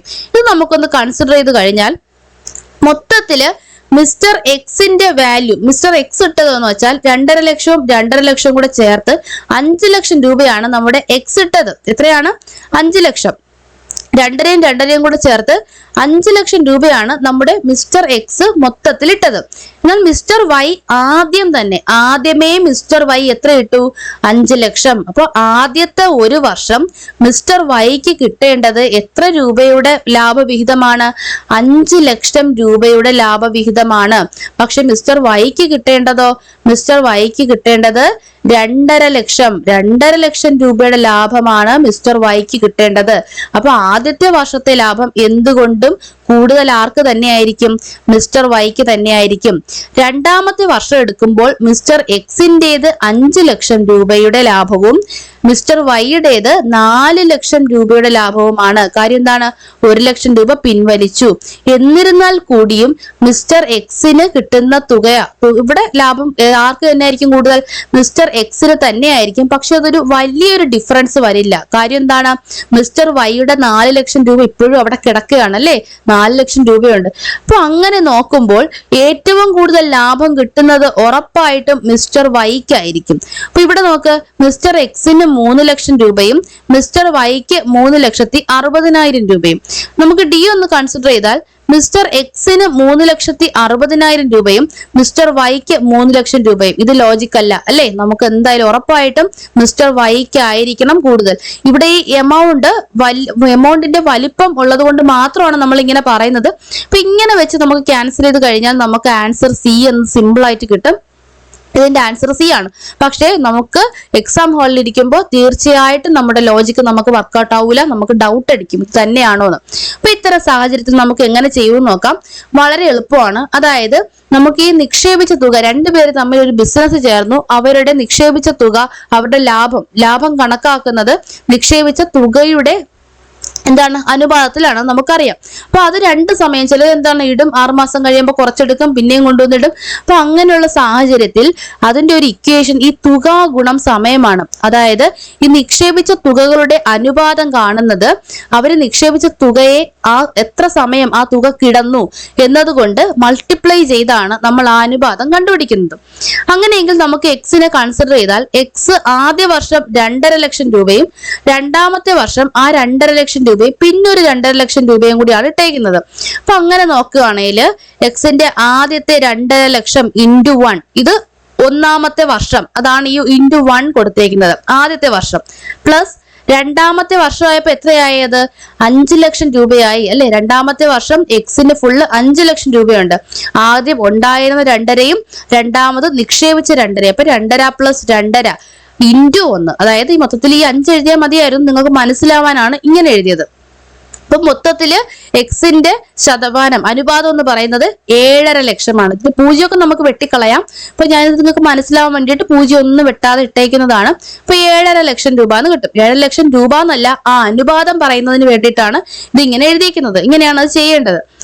അടുത്തത് വൈയെ കൺസിഡർ ചെയ്താൽ വൈ ആദ്യ വർഷം 5 ലക്ഷം രൂപയാണ്. അപ്പൊ രണ്ടാമത്തെ വർഷം എന്ന് പറയുന്നത് 5 ലക്ഷം രൂപയിൽ നിന്ന് 1 ലക്ഷം രൂപ പിൻവലിച്ചു. അവിടെ 4 ലക്ഷമാണ് വരുന്നത്.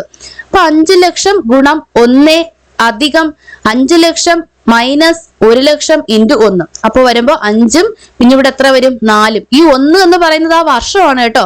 ഈ 5 ലക്ഷം രൂപ കിടന്നത് ഒരു വർഷമാണ്. പിന്നെ ആ 4 ലക്ഷം രൂപ കിടന്നതും ഒരു വർഷമാണ്. അതാണ് ഈ വർഷമാണ് ഈ ഇൻറ്റു 1. രണ്ടും വർഷത്തിന്റെ കണക്കിലായതുകൊണ്ടാണ് സെയിം ആക്കിയിട്ടേക്കുന്നത്. അപ്പൊ ഇവിടെ മൊത്തം വരുന്നത് എത്രയാണ്? 9 ലക്ഷമാണ്. അപ്പൊ എക്സ് ഈസ് ടു വൈ എന്ന് പറയുന്നത് 7.5 ലക്ഷം ഈസ് ടു 9 ലക്ഷം എന്ന് വരും.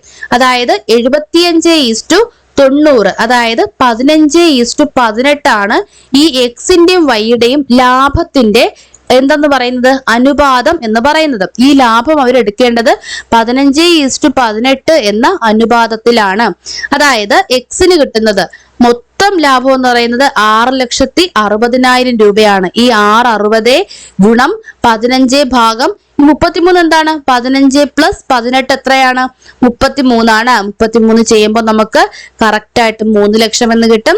വൈയുടെ ചെയ്യുമ്പോൾ അതുപോലെ 6,60,000 ഗുണം 18/33 ചെയ്യുമ്പോൾ 3,60,60,000 കിട്ടും. അപ്പൊ ഇത്രയേ ഉള്ളൂ. വളരെ സിമ്പിൾ ആണ് ഈ കണക്ക്. നമ്മൾ ഇതിൽ ശ്രദ്ധിക്കേണ്ട ഒരു കാര്യം, നിക്ഷേപിച്ച തുകകളുടെ അനുപാതം, നമുക്ക് കിട്ടുന്ന ആ ഒരു ലാഭം കണക്കാക്കേണ്ട അനുപാതം എന്ന് പറയുന്നത് തുക ഗുണനം സമയം എന്ന രീതിയിലാണ്. അപ്പൊ നമുക്ക് നമ്മുടെ മാത്സും ഞാൻ തന്നെയാണ് ചാനലിൽ എടുക്കുന്നത്. അപ്പൊ മാത്സ് ക്ലാസ് വരുമ്പോഴത്തേക്ക് നമുക്ക് കൂടുതൽ ഇതുപോലുള്ള ചോദ്യങ്ങൾക്ക് നമ്മൾ ആഡ് ചെയ്ത് പോകും. നമുക്ക് എന്ത് ചെയ്യാം, ഇതിന്റെ 1-2 എക്സാമ്പിൾ ഇനി വരുന്ന ക്ലാസ്സിൽ നമുക്ക് ചെയ്യാം. നമ്മൾ ടോപ്പിക്ക് വേറെ ആണെങ്കിലും 1-2 ചെയ്യാം. അപ്പൊ നിങ്ങളിത് ആദ്യം കാണുക, ഈ ക്ലാസ് കണ്ടിട്ട് വേണം എന്നോട് അത് പറയാനായിട്ട്. ഓക്കെ, അപ്പൊ നമുക്ക് അടുത്ത ചോദ്യത്തിലേക്ക് പോകാം. നിങ്ങൾക്ക് മനസ്സിലായി എന്ന് വിചാരിക്കുന്നു. അടുത്ത ചോദ്യം ഇംഗ്ലീഷിലൊരു ചോദ്യമാണ്. fill in the blank with the correct word. The story is that there has been a great dash disruption, a delay. അപ്പൊ എന്തോന്നാണ്? അപ്പൊ ഇവിടെ വരുന്നത് the story is that there has been a great dash disruption, a delay എന്നാണ് പറഞ്ഞിരിക്കുന്നത്. ഇത് എന്താണ് വായിക്കുന്നത് എനിക്കത്ര പിടികിട്ടുന്നില്ല. ഞാൻ കുറച്ച് ഇംഗ്ലീഷിൽ വീക്കാണ്. അപ്പൊ ഇതിന്റെ പ്രൊനൗൺസിയേഷൻ കൂടെ നിങ്ങളൊന്ന് എനിക്ക് പറഞ്ഞു തരും കേട്ടോ, എനിക്കത് മനസ്സിലായില്ല. ഓക്കെ, അപ്പം ഇത് ഏത് ഡിസ്ട്രപ്ഷൻ, ഈ ഡിസ്ട്രപ്ഷന് മുന്നേ ഉള്ള വാക്ക് ഏതാന്ന് അവിടെ ചോദിച്ചിരിക്കുന്നത്. ക്ലൈമാറ്റിക് ഉണ്ട്, ക്ലൈമാറ്റിക് ഉണ്ട്, ക്ലൈമറ്റ് ഉണ്ട്, നൺ ഓഫ് ദിസ്. ഏതാണ്? നമുക്ക് ക്ലൈമാറ്റിക് എന്ന് പറയുന്നത് MATIC അല്ല, MACTIC ആണ്. അപ്പൊ ഇവിടുത്തെ ആൻസർ എന്ന് പറയുന്നത് 2 ആണ്. അത് വരുന്നത് ഓപ്ഷൻ എയിലാണ് 2 വരുന്നത്. സാധാരണ നമുക്ക് ഒരു സെന്റൻസ് തരുന്നു, അതിന്റെ ക്വസ്റ്റ്യൻ ടാഗ് 4 ഓപ്ഷൻ തരുന്നു. പക്ഷെ ഇവിടെ അതല്ല, നമ്മളോട് 2 ക്വസ്റ്റ്യൻ ടാഗ് ഒരുമിച്ച് ചോദിച്ചേക്കാണ്. നമുക്ക് നന്നായിട്ട് അറിയാമോ എന്നാണ് അവർക്ക് അറിയേണ്ടത്. Wait a minute, comma dash, somebody has called, comma dash. ഇവിടെ വരുന്ന ക്വസ്റ്റ്യൻ ടാഗ് ഏതാണ്? അപ്പൊ നമുക്ക് ഓപ്ഷൻസ് നോക്കാം. will you, wait a minute, will you ഇവിടെ ആപ്റ്റ് ആവുന്നതാണ്. കാര്യം എന്താണ്? നമുക്കറിയാം ഇംപറേറ്റീവ് സെന്റൻസിൽ ക്വസ്റ്റ്യൻ ടാഗ് വില്യു ആണ് വരുന്നത്. പക്ഷെ അടുത്ത് നോക്ക്, സംബഡി ഹാസ് കോൾഡ്, അവിടെ ഈസിന്റെ ഇറ്റാണ് വന്നേക്കുന്നത്. ഈ സംബഡി ഒക്കെ സംബഡി, എവരിബഡി ഇതൊക്കെ വന്നു കഴിഞ്ഞാൽ നമുക്കറിയാം എന്താണ്? ഹാവ് ആണ്. ഹാവിന്റെ ദേ എന്നാണ് വരുന്നത്. എന്താണ്? ഹാവിന്റെ ദേ. അതായത് അവിടെ വരുന്ന പ്രോനൗൺ എന്ന് പറയുന്നത് ദേ ആണ്. അപ്പൊ ദേ എന്താണ്? പ്ലൂറൽ ആയതുകൊണ്ട് തന്നെ ഹാസ് എന്തായാലും വരില്ല. ഹാസിന് പകരം എന്തേ വരൂ? ഹാവേ വരൂ. ഹാവും ദേയേ വരുള്ളൂ. അപ്പൊ ഹാവിന്റെ ഇവിടെ എന്താണ്? ഇത് പോസിറ്റീവ് ആയതുകൊണ്ട് തന്നെ ക്വസ്റ്റ്യൻ ടാഗിൽ നോട്ട് വേണം. അപ്പൊ അവിടെ വരുന്നത് ഹാവിന്റെ ദേ ആണ്. അപ്പൊ ഹാവിന്റെ ദേ വെച്ച് നോക്കുകയാണെങ്കിൽ ക്യാൻ യു ഹാവിന്റെ ദേ, ഇതാണ് ഇവിടെ ആൻസർ ആയിട്ട് വരുന്നത്. അപ്പൊ ഇവിടെ ഓപ്ഷൻസ് നോക്കാം. ഓപ്ഷൻ സിയിലാണ് നമ്മുടെ 2 വരുന്നത്. നമുക്ക് ബാക്കി കൂടെ നോക്കാം. ഇവിടെ വുഡ് യു, ഹാവ് ദേ ഉണ്ട്. ഹാവ് ദേ എന്തായാലും അല്ല, വുഡ് യു അല്ല. പിന്നെ നൺ ഓഫ് ദീസും ഉണ്ട്. അപ്പൊ നൺ ഓഫ് ദീസും പറയാൻ പറ്റില്ല. ക്യാൻ യു ഹാവിന്റെ ദേ, ഇതാണ് വരുന്നത്. അപ്പൊ ഇതിനെപ്പറ്റി കൂടുതൽ എന്തെങ്കിലും നിങ്ങൾക്ക് പറയാനുണ്ടെങ്കിൽ പറയുക കേട്ടോ. ഇംപറേറ്റീവ് സെന്റൻസിന്റെ ക്വസ്റ്റ്യൻ ടാഗ് വില്യു. അല്ലെങ്കിൽ വോണ്ട് യു എന്നായിരിക്കും. അപ്പൊ don't touch it, will you. Stop reading, won't you. അപ്പൊ സ്റ്റോപ്പ് റീഡിങ് ഒരു പെട്ടെന്നുള്ളൊരു, അതായത് ഒരു പെട്ടെന്നുള്ളൊരു ആക്ഷൻ ആണെങ്കിൽ അവിടെയാണ് നമ്മൾ ഏത് ഉപയോഗിക്കുന്നത്? വോണ്ട് യു ക്വസ്റ്റ്യൻ ടാഗ് ആയിട്ട് ഉപയോഗിക്കുന്നത്. ബാക്കി സന്ദർഭങ്ങളിലൊക്കെ നമ്മൾ ഇംപറേറ്റീവ് സെന്റൻസിന്റെ ക്വസ്റ്റ്യൻ ടാഗ് വില്യു എന്നായിരിക്കും. ക്ലോസ് യുവർ ഐസ് പ്ലീസ്, അവിടെയും എന്താണ്? വില്യു ആണ്. ക്ലോസ് യുവർ ഐസ് പ്ലീസ് വരുന്നത് വില്യു ആണ്. അപ്പൊ ഇതാണ് ക്വസ്റ്റ്യൻ ടാഗ് സംബന്ധിച്ച് പറയാനുള്ളത്. അടുത്തത് ഒരു പര്യായമാണ് വിഹഗം എന്ന വാക്കിന്റെ അർത്ഥം എന്താണ്?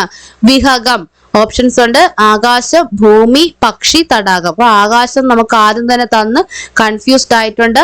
ആകാശം എന്താണ്? വിഹായസിൽ ഗമിക്കുന്നത് എന്തോ, അതാണ് വിഹഗം. എന്താണ്? വിഹായസിൽ ഗമിക്കുന്നത് വിഹഗം. വിഹായസ് എന്താണ്? ആകാശമാണ്. ആകാശത്തിൽ ഗമിക്കുന്നത്, ആകാശത്തിലൂടെ സഞ്ചരിക്കുന്നത് എന്താണ്? എയറോപ്ലെയിൻ ആണോ? എയറോപ്ലെയിൻ പണ്ടില്ല, ഇപ്പോഴാണുള്ളത്. അപ്പൊ ആകാശത്തിലൂടെ ഗഹിക്കുന്നത് എന്താണ്? അത് പക്ഷികളാണ് അല്ലെ, ആകാശത്തൂടെ പറക്കുന്നത്. അതാണ് വിഹഗം. അപ്പൊ വിഹഗം എന്ന വാക്കിന്റെ അർത്ഥം എന്താണ്? പക്ഷി. വിഹഗം എന്ന് വെച്ചാൽ പക്ഷി എന്നാണ് അർത്ഥം. അപ്പൊ ഇനി നമുക്ക് പക്ഷിയുടെ കുറച്ച് പര്യായങ്ങൾ നോക്കാം. വിഹഗം, വിഹംഗം, ദ്വിജം, പത്രി, ശകുന്തം, നീഢജം, വിഹംഗമം. അപ്പൊ വിഹഗം വെച്ചിട്ട് തന്നെ വിഹഗമുണ്ട്, വിഹംഗം ഉണ്ട്, വിഹംഗമം ഉണ്ട്. പിന്നെന്താണ്? നീഢജം, നീഢജം, ദ്വിജം, ശകുന്തം, പത്രി. പത്രി പക്ഷിയാണെന്ന് ഓർക്കുക. അങ്ങനെയെങ്കിൽ പക്ഷിക്കൂട്, പക്ഷിക്കൂട് എന്തൊക്കെയുണ്ട്? പഞ്ചരം, പഞ്ചരം, നീഢം, നീഢജം പക്ഷി, നീഢം പക്ഷിക്കൂട്. ഓർക്കുക, നീഢജം പക്ഷി, നീഢം തിരിഞ്ഞുപോയി അല്ലെ, നീഢം പക്ഷിക്കൂട്, നീഢജം പക്ഷി. അപ്പൊ എനിക്കും തിരിഞ്ഞുപോയി, നിങ്ങൾക്കും തിരിഞ്ഞു പോകരുത്.